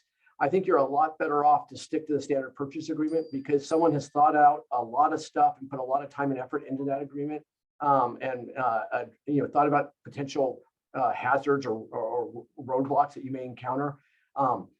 If you ignore that form and you are simply exchanging text messages or emails, yes, you can probably do a lot of the stuff, but you may find yourself in a little bit more uncharted territory because it's tough to keep all the communications together. It's sometimes tough to follow the communications in order if a new chain in an email chain is created. So those are just reasons why I think it's best as a best management practice to stick with the forms. So I hope I answered the question. And then John or Ed, anything you guys want to jump in on? Well, Civil Code Section 1624, which is commonly referred to as the statute of frauds, says certain contracts must be in writing and must be signed by the party to be charged. For example, as you all know, your listing agreements must be in writing and must be signed by the seller or owner that has the right to sell the property. And so if it's just an email exchange, I don't know, Ed, I know you know this stuff pretty well, but I don't know if simply an exchange of emails would be sufficient without a DocuSign type signature agreeing to be bound by the terms. Certainly if it's a contract that doesn't require the document to be in writing, some form of a change to something or this or that, you could argue that the exchange is a memorialization of the agreement. But if the document has to be in writing, I'll defer to Ed on the issue of whether you need to have some form of a DocuSign type signature. Yeah, most of the contracts, Stephen's right? If you're going to start off like using a form, and then you're going to just shoot an email saying, hey, let's just change the day of closing, right? Most of those form contracts have an integration clause, right? So it has a specific clause that says the contract cannot be amended unless it is in writing, signed by both parties, right? So the question then becomes, does an email suffice to change terms? So you're far better off doing that. I mean, let's be honest, guys, it's 2023. How hard is it to get a client to sign a document, right? I had a client that was looking at maybe buying some furniture in a transaction, and I can do it here on my phone, sitting here in another state, and have them hit a button. So if it really is modifying a written agreement, you need to have some kind of real agreement. Now, There are other kinds of things that maybe, agreement on an appointment to open the house up, that's different, right? Obviously text message, emails are there, but I would be very uncomfortable as a lawyer trying to enforce the terms of an email or a text exchange between agents against parties to a written contract, right? Just do the next step and get to a computer and put it in writing and send the form. It's not that hard. I actually had that case, Ed, where they were exchanging texts regarding going into a house on a particular day to do the final walkthrough, and everybody deleted all those texts. Nobody bothered to save them because they seemed so innocuous until there was a breaking and entering charge, and now we're off to the races. I just finished a $18.5 million transaction, all cash, with a $1.5 million worth of furniture, and nobody put in writing whether the 18.5 was the purchase price or 17 was the purchase price. And you're talking about $60,000 worth of commissions that we had to resolve. So make sure not only do you put things in writing, but you put everything in writing. I mean, this was frankly a glitch. Somebody screwed up. They were in such a hurry to get the deal done. It was one of those 10-day escrows, and nobody bothered. And so, of course, after escrow closes, the seller says, well, I was only paying commission on 17 million. No, that's not what the documents say. So anyway, just put your writings, make sure you're fiduciaries. You have an obligation of utmost care. So, read over the stuff you write before you send it, and send it correctly. Or keep Steve's number handy. Just to come full circle on the theme of broker supervision and maintaining, policies, practices, and procedures. Most policies, practices, and procedures probably have some sort of provision in there addressing how communication between, the agent and their client will be handled. And hopefully it's in writing. Hopefully the writings are preserved. The writings are reduced to maybe a hard copy or saved on the server. But look at your policies, practices, and procedures, and stay true to your policies, practices, and procedures, because it'll keep you out of trouble. Excellent.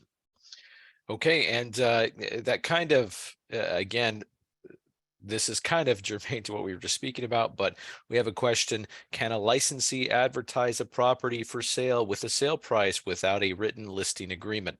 So if you guys want to hammer that home.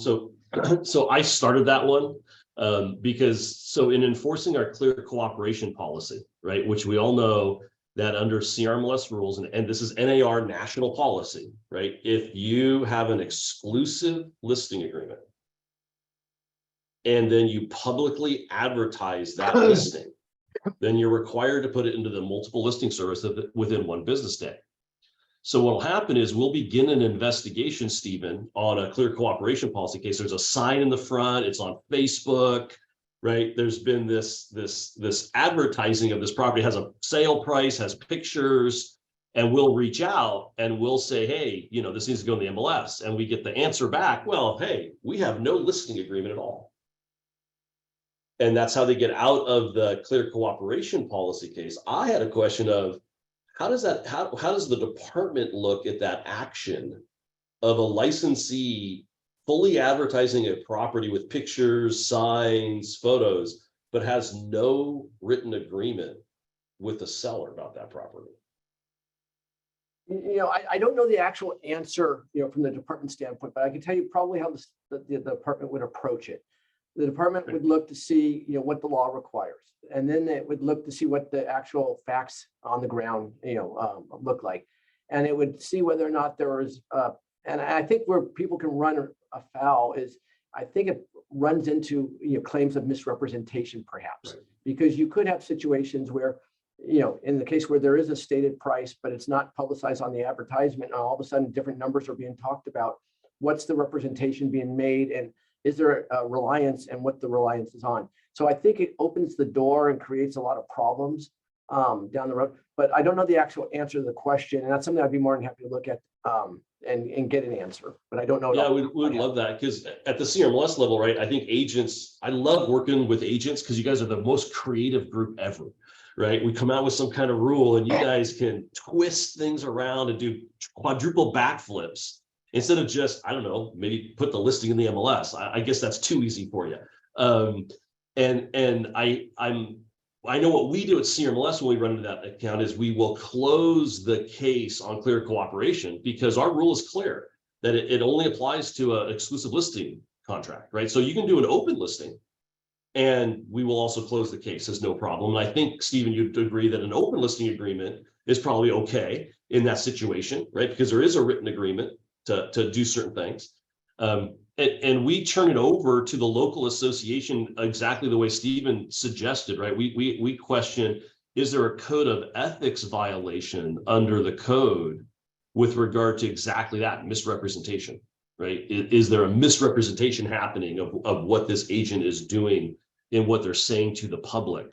Because I think you're right, Stephen. It seems to me that if I walk by a house and it has a sign on the front with a logo and a telephone number, and I call and I get a price, and then there's no agreement between the seller and the homeowner and the agent making those representations, what's true, right? I think it would be a fairly clear violation of at least Article 3, which says, because now you're out there representing that you have the authority to list and take offers and sell, and people are going to do work, right? And so I think that affects cooperation. I think there's also certainly an implied misrepresentation, because you're acting as if you have the right to sell. It's implied, certainly, that you have the right to sell. I would think there could be multiple, and I don't have the code of ethics in front of me, but if I went down the list, there's probably others. But I think clearly 2 and 3. I'm not sure about 1, because are they really your client? That becomes a question, because that would also be in Article 9, right? All agreements with your client have to be in writing. And so 16, you can't, 20, yeah, and you know what? You can't call this person your client because you have no writing. There's also Article stupid, right? Because I'm going to do all this work. I'm going to advertise. I'm going to spend money. I'm going to show property. And let's say I get a legitimate offer, right? I don't have to pay you a commission. There's nothing in writing that says I have to pay you a commission. You lose, pal. Thank you very much. Hey, Mr. Zorn, can you represent me? I hear you're a pretty good broker. Agent Dummy here just did a lot of free work, and I appreciate it. So I just think for lots of reasons, you never do that.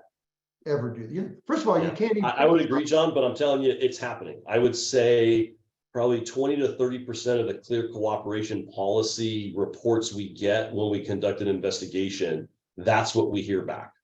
But in California, you can't even put a sign up without a written agreement. So basically, I'm putting signs up. So anyway, it's what makes our lives so much fun, right, Ed? Yep, it is. It's just The Full Employment Act. Yep. What you got, Johnny?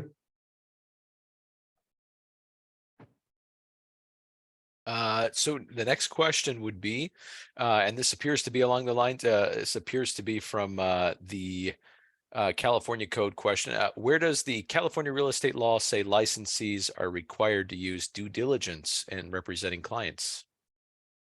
So Go ahead, Steve. I was going to say, I don't think it references due diligence when representing clients. I think, and I don't know if the person asking the question perhaps got it confused when I was talking about reasonable broker supervision and confused broker supervision, the reasonableness with due diligence. But I don't think the California law requires due diligence in representing clients. But there are due diligence obligations when it comes to inspecting the property, disclosing, things like that. So I'm a little confused about the question, but to the extent I understood it, that's how I would answer it. And John or Ed, anything you want to add? Well, I just finished writing the program for Linda and I. And so we put in the jury instructions on breach of fiduciary duty. And it's very clear in the jury instructions that you have a fiduciary obligation, which is defined in part as a duty of due care. So I would think, but bottom line is it's pretty much boilerplate black letter law that if you're a fiduciary, you have a duty of due care loyalty, confidentiality, and all that. And I think it's important too for agents not to confuse quote unquote what's legal and legal concepts, right? One aspect is what Stephen's doing in his role as, running a department that has certain regulatory duties, that these certain things have to be met so you can take a test, as an example. And these are the certain duties you have to do in running a trust account. These are very well-defined, written things out. And then things that John and I have had to deal with in a litigation aspect, right? These are duties that are created by case law and the nature of the relationship. And those are just as legal, even though they may not be enforced or part of a regulation that Stephen and his department might take your license away for. You can still be held responsible for damages and things. And they're still all part of the legal framework. And so don't fall into the concept of thinking, I'm just going to do whatever the most minimal thing is possible so I don't lose my license. yeah, Right? That's not a good attitude to take. I'm going to Europe in August on the dollars of people that think that way. It's really the jury instructions, which obviously are the worst thing that could happen because that means you're in court and somebody's going to be reading these things. But they all use the phrase knew or should have known, right? There's always that should you have and what that does is it gives to the judge or jury or arbitrator, whoever, the right to decide under those circumstances, should you have done more? Should you have done more? And you look, here's the thing. Do I want to be a Larry Black, a Linda DiStefano, or do I want to be the Melvin Schmidlap of the world, right? You're a professional. Do your best. Right? Don't do your best because you have to do your best. Do your best. And then the chips will probably fall in your favor most of the time. And you'll have a nice long career instead of a fly-by-night. And it's also important to remember what a fiduciary duty is. And a fiduciary duty is basically you're holding the interests of your client ahead of your own personal interest. Correct. And so basically don't put your own personal interests about how much commission I'm going to make, or I'll make more commission if I do X versus Y. But you're putting the interests of your client in front of yours. And from the department standpoint, where we have fiduciary duty violations, we see a lot of it in the handling of trust funds, because it's involving money, and that's always tends to be an issue of problems. But just as fiduciary duties, just remember, you are a fiduciary acting for your client. You have a legal obligation to put your client's interests ahead of your own personal interests in how you represent that client and engage in transactions on behalf of the client. I had lunch with a buddy of mine who's one of the bad guys. He's a plaintiff's lawyer. And he says, he tries to tell the jury, look, think of the parent-child relationship. And it's probably not quite that, that's a little bit cheesy, but what he's trying to get at is, look, I came to Linda because I don't know anything about real estate. I need her to help me in all aspects. She's going to tell me, well, she's not qualified, so we'll bring in somebody else, or she's going to do the very best she can, because at the end of the day, this is probably the largest transaction of my life. And of course, that means as a consumer, I can go to Stephen's people, I can complain to the board, I can go to civil court. So you never want to just do, in my family, I used to teach my children, don't be an it'll-do, right? Don't be one of those people that simply does the minimal. I think, Ed, you hit it on the head. All right, thanks. The next question would be, I put the question in when Ed was on his portion, and it would be, how should an agent proceed if they find themselves to be genuinely unaware of CRMLS requirements? They feel that they're not getting the info, whether they should have had it or not. How would you recommend they proceed from that point? What would be the next step for them if they want to make things better? Stop what you're doing and walk into your broker and supervisor's office immediately. That's what you need to do. You need to stop. Because if you don't know, like, even the most basic MLS rules, you shouldn't be logging in. Right? Now, log into search, try to familiarize yourself with things. Hey, that's great. But if you're actually representing a client and you don't know what the rules are surrounding the inputting of a listing, time frames, the rules surrounding cooperation, clear cooperation policy. If these things are all foreign to you, you need to stop what you're doing and walk into your broker's office and get some training, maybe do a partnership with your first couple of listings. You know, I'm sure your broker will have a solution for you on how the broker wants you to interact in doing your first deal or two deals, and will either partner you with someone or be there to help do that deal with you. But stop. Don't do it wrong. Don't use your client as a guinea pig to learn it and figure out how it works. Go get some help. If you're a couple steps past that, right? If you go to, and I'll put in the chat the website for the compliance department. We have a lot of a very deep knowledge base. So if you know what you're doing in general, but you have a specific question on one aspect, we have lots of information on how-tos in the knowledge base. I want everybody on this call also, if you scroll down to about the middle of that page, you're going to see a fun little compliance test. Hey, how well do you know the rules? Go take that test. I need you guys to go take that test, please, because you know what? Right now, I'm running about an average of 65%. That's a D, guys. A D is what the agents who have taken that test are doing so far. So go, and hopefully with this particular group, you will help bring my averages up. But it's just a little fun 5-question test, see how you do in understanding some of the rules of CRMLS. We also have a couple of blog posts there that kind of explain the background of compliance. Why do we do compliance? Kind of the mentality of the compliance department, explaining how we walk through these processes, right? There might be something educational there. So John, I would point people to that website that we're always putting new information on to kind of learn a little bit more about what CRMLS is doing specifically as it relates to keeping your data good, clean, and accurate. All right. Excellent. So the next question has to do with the, you mentioned that NAR is actually expecting to move for summary judgment. And the question would be, you know, it's more of an opinion thing. It seems difficult to argue what might have happened in past commission payouts. Isn't NAR confident in their motion for summary judgment? I would hope they'd be confident in their motion for summary judgment. I'm just telling you, and Stephen, I know you have a history of civil litigation, John. I can just tell you, as a 15-year litigator in trials, I was a plaintiff's attorney, right? I never had a defendant win a summary judgment case against me. I take it back. I had one, and I overturned it on appeal very easily. So what I'm saying is they are very rarely granted. It is a very high bar to get a case kicked out of court, because you have to, in essence, prove that there's no triable issue of fact. In other words, there's nothing for the jury to decide.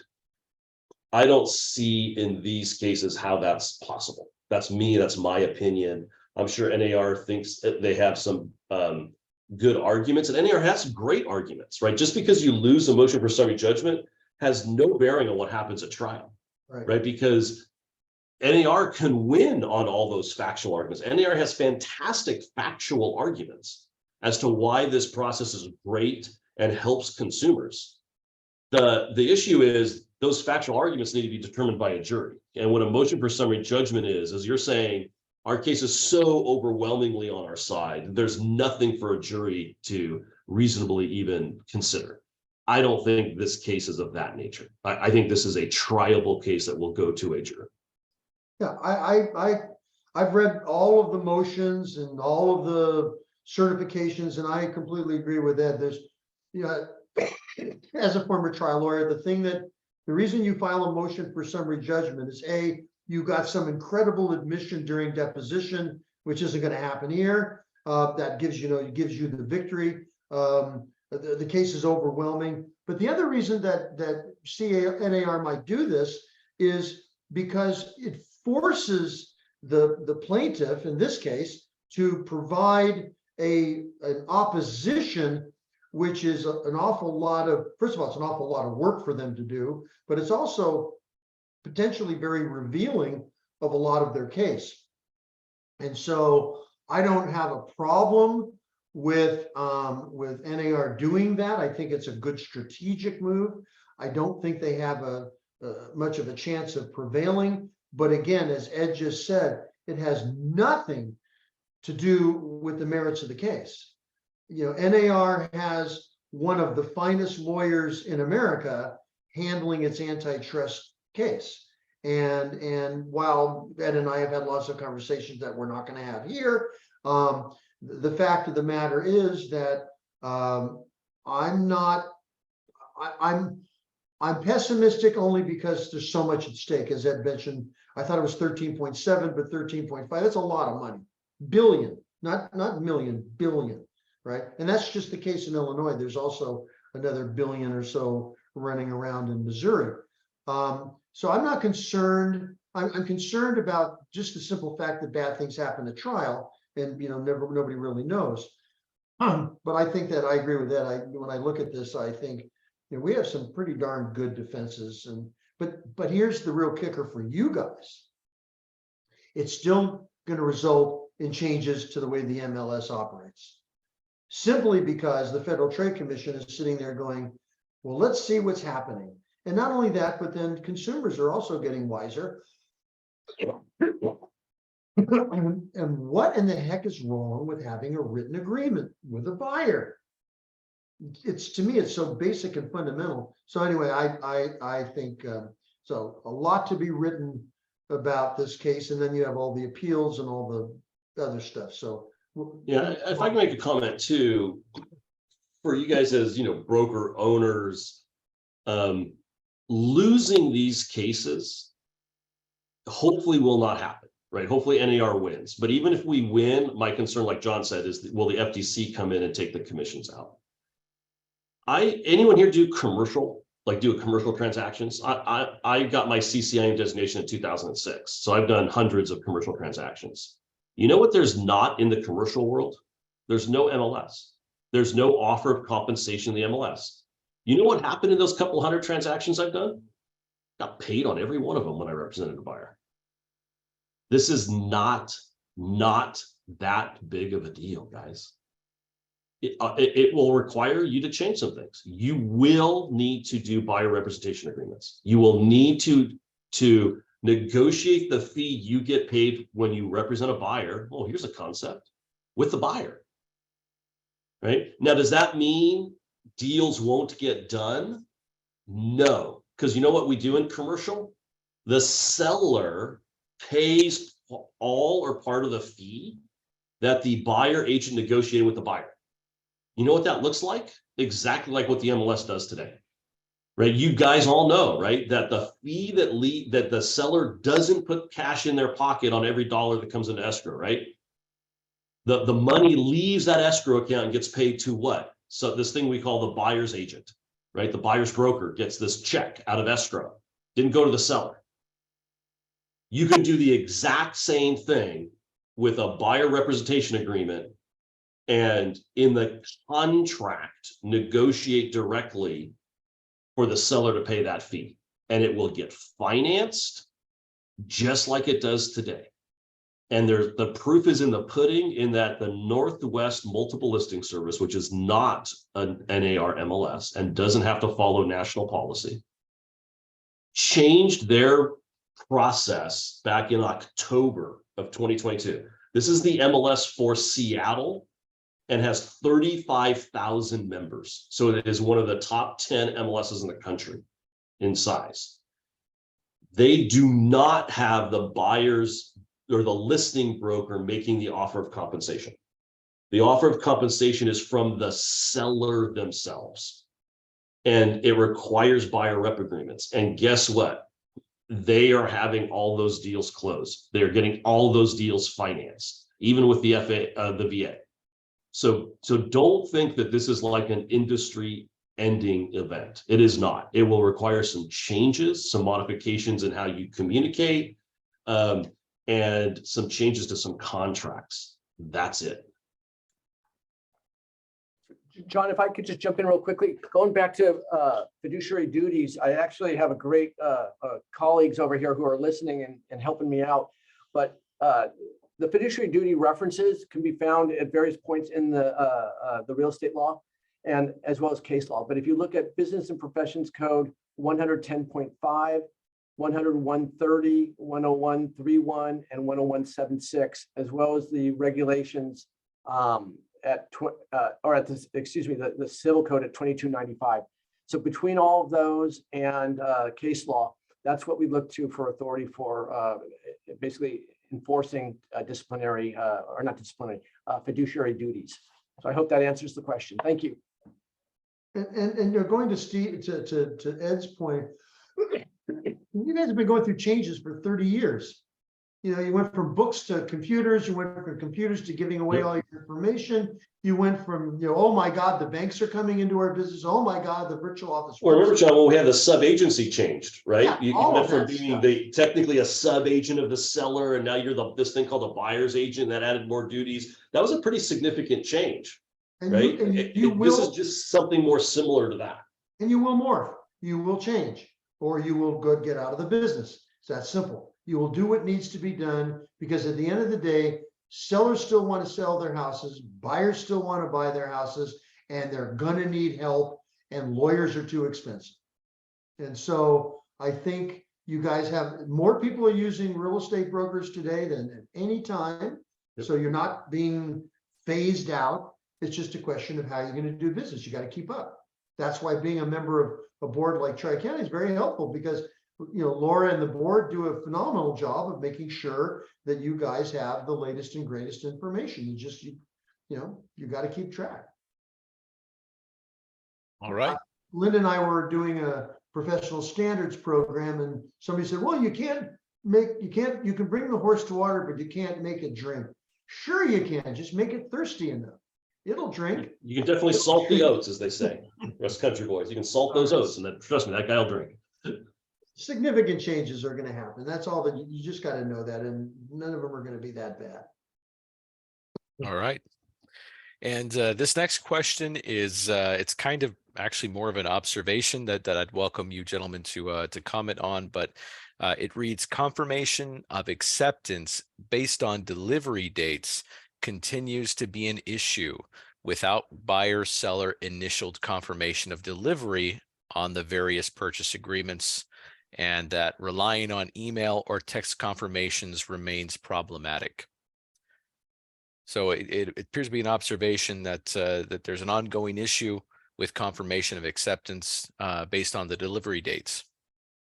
So one of the things I think people get confused about is acceptance happens when the final signature shows up.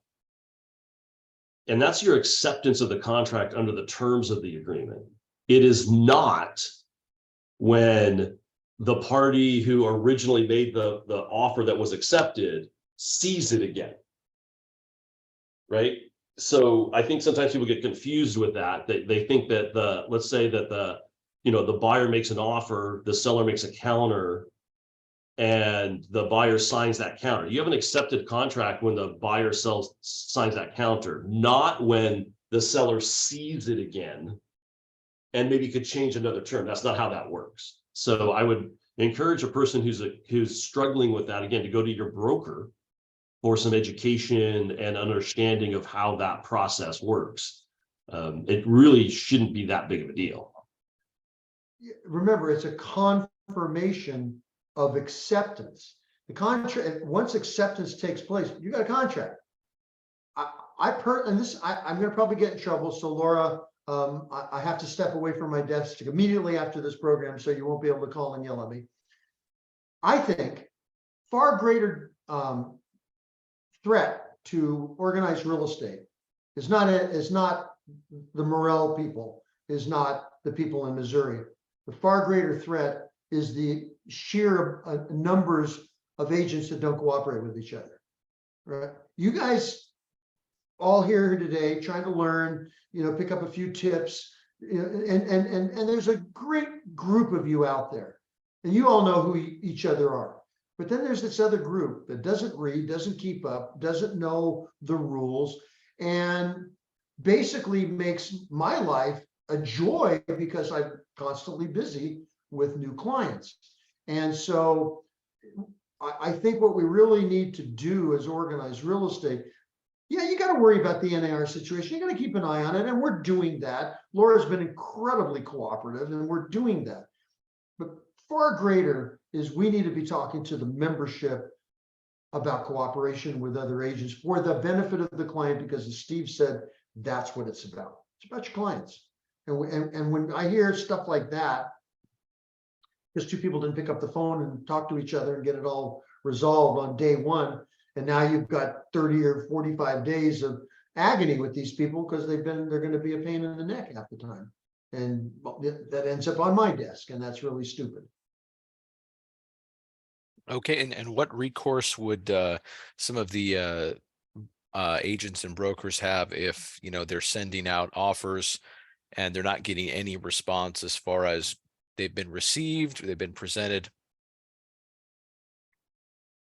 Article 1, Standard of Practice 1-7 says that if you send an offer with a request, that the listing agent confirm in writing that they have presented that offer, and the listing agent does not do so as soon as practical. And in talking to the hearing officers, that means really quickly, like right now, because of all of the electronic way you guys do business.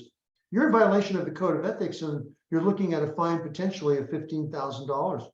So basically, send a letter. Doesn't have to be a 10-page letter. It can be 2 lines, basically. Please confirm in writing that you have presented this offer to your client as soon as practical, and then follow up. And if something doesn't happen, file a complaint with the board, and you have the best professional standards a team I've ever seen will handle it, and that person will get a notification that they have to come down to grievance. That's one way. And not to mention, you can also report their conduct to the DRE, because that is not protecting the consumer. And frankly, what that usually means to me is the listing agent is trying to double end, maybe even for less money. And I know, Steve, that's a big deal with you guys. From our end, we'll look into it if we get a complaint. Oftentimes, some of these times, it's hard to prove because there's nothing in writing, and the more documentation we have, the more in writing we have, the easier it is for us to prove up our case. But at the end of the day, you can get yourself into trouble if you don't pass along offers to your clients, if you try and cut corners by trying to double end something, or wait for another offer to come in by holding an existing offer. If we learn of that stuff, we will investigate it, and if it violates the real estate law, we will take disciplinary action against you. And you could end up with anything from a suspended restricted license all the way up to being revoked if we consider it to be egregious enough.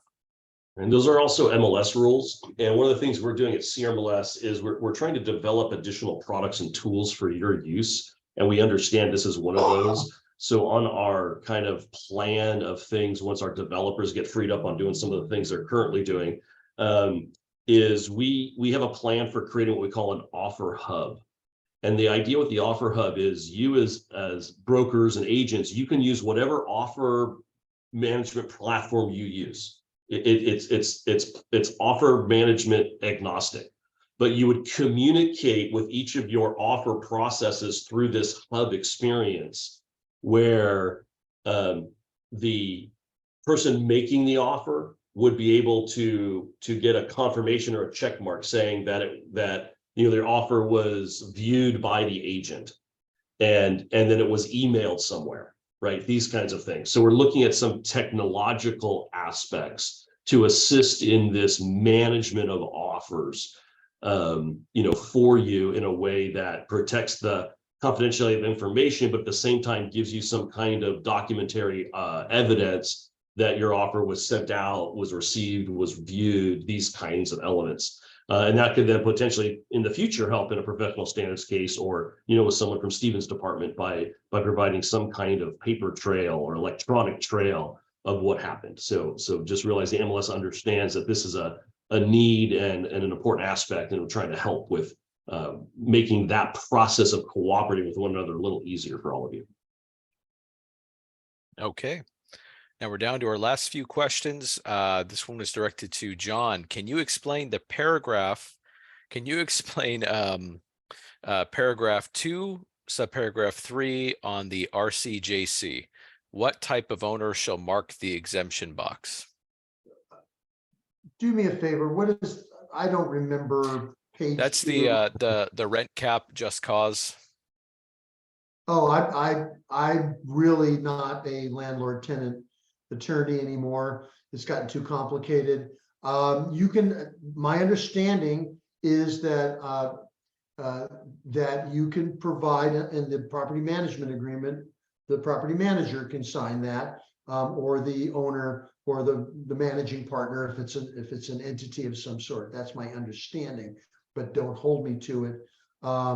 Next week, there is a meeting at CAR of in the property management department that you can sign on, and they're going to have a couple of eviction lawyers. And I think that if you have those kinds of questions, really highly technical questions, you would want to contact or maybe sit in on that. I think it's next Wednesday, if I'm not mistaken. Okay. Next question. This says, does the seller have the right not to extend the date of closing of escrow?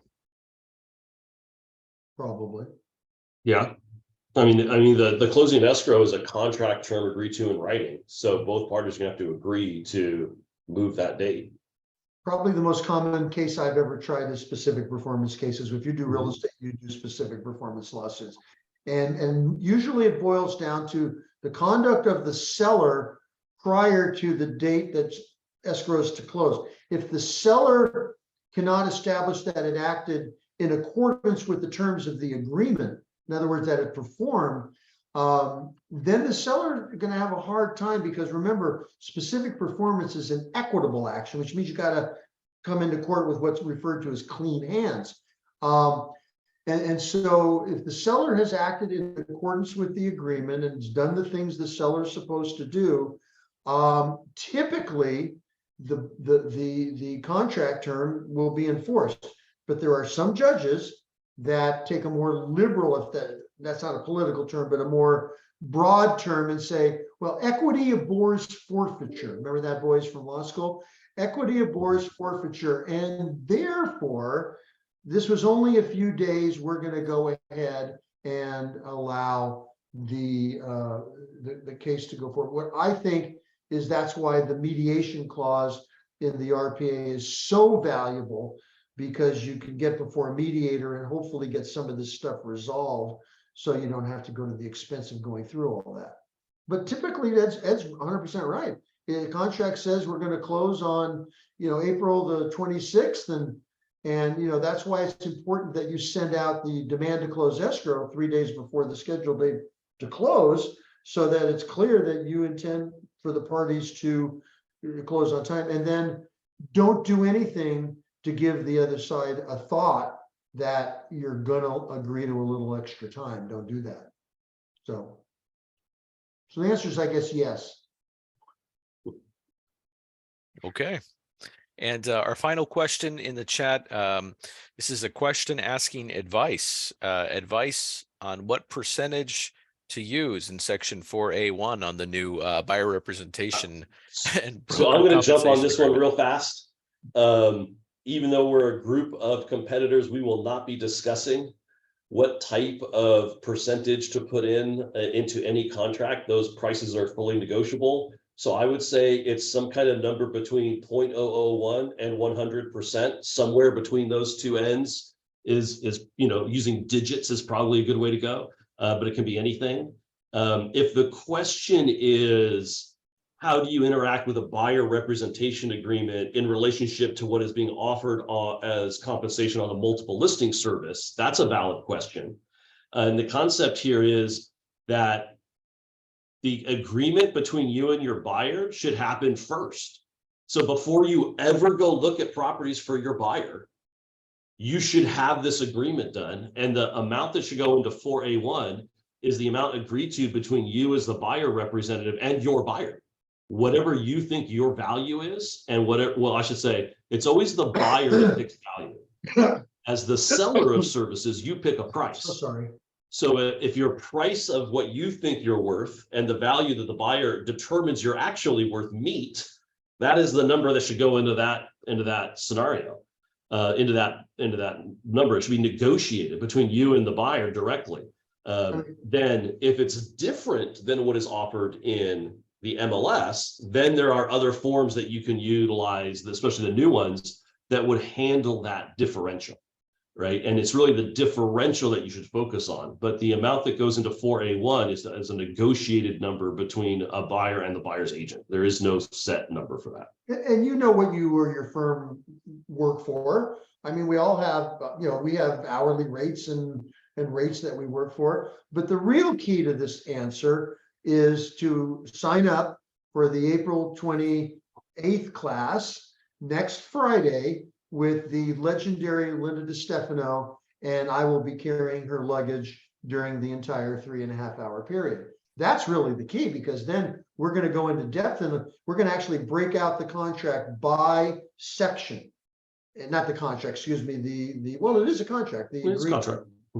And we're going to walk through that. And then we're going to, when it comes to that question, we're going to say, see the recording of what Ed said at the end of the legal panel, because he's 100% correct. So what I hear you saying is no anti-competitive price fixing then. That's a good way of saying it, sure. There we go. Yeah, That's what I it's did as well. individually negotiated. We never talk about setting price. Guys, the DRE is here. So anyway, okay, that was our final question. I see, Ed, you saw that, but I do want to announce Marina got a 90% on the compliance quiz, so she's bumping those numbers up. Thank you. I appreciate it. So yes, and lots of thank yous in the chat for you gentlemen. A reminder to go to the compliance link that's posted in the chat so that you can take that quiz and you can learn a little bit more there. You can find this law session on our YouTube channel. You can also find it on the Trico Realtors website, and please sign up on the link for that Zoom link for the buyer's representation agreement class. It's going to be fantastic. Gentlemen, do you want to say anything before we sign off? As association counsel, I just want to thank Steve, always willing to give his time, and Ed, always generous with his time. Both of them brilliant attorneys. So as association counsel, I just want to say thank you to these two gentlemen, and to you, John, for giving of your busy day. And thank you for inviting me, and it was a pleasure to join you guys this morning. Yeah, thank you. It's always good to see so many familiar faces. And again, even though the MLS world is a little topsy-turvy, don't freak out, right? Everything will be okay, but definitely get out there and start using the buyer representation agreement. All right. Great. Well, thank you, everyone. Thanks for everyone who joined us today. Appreciate it. Okay. Okay, bye. Go take some cough medicine. We'll see y'all later. Bye.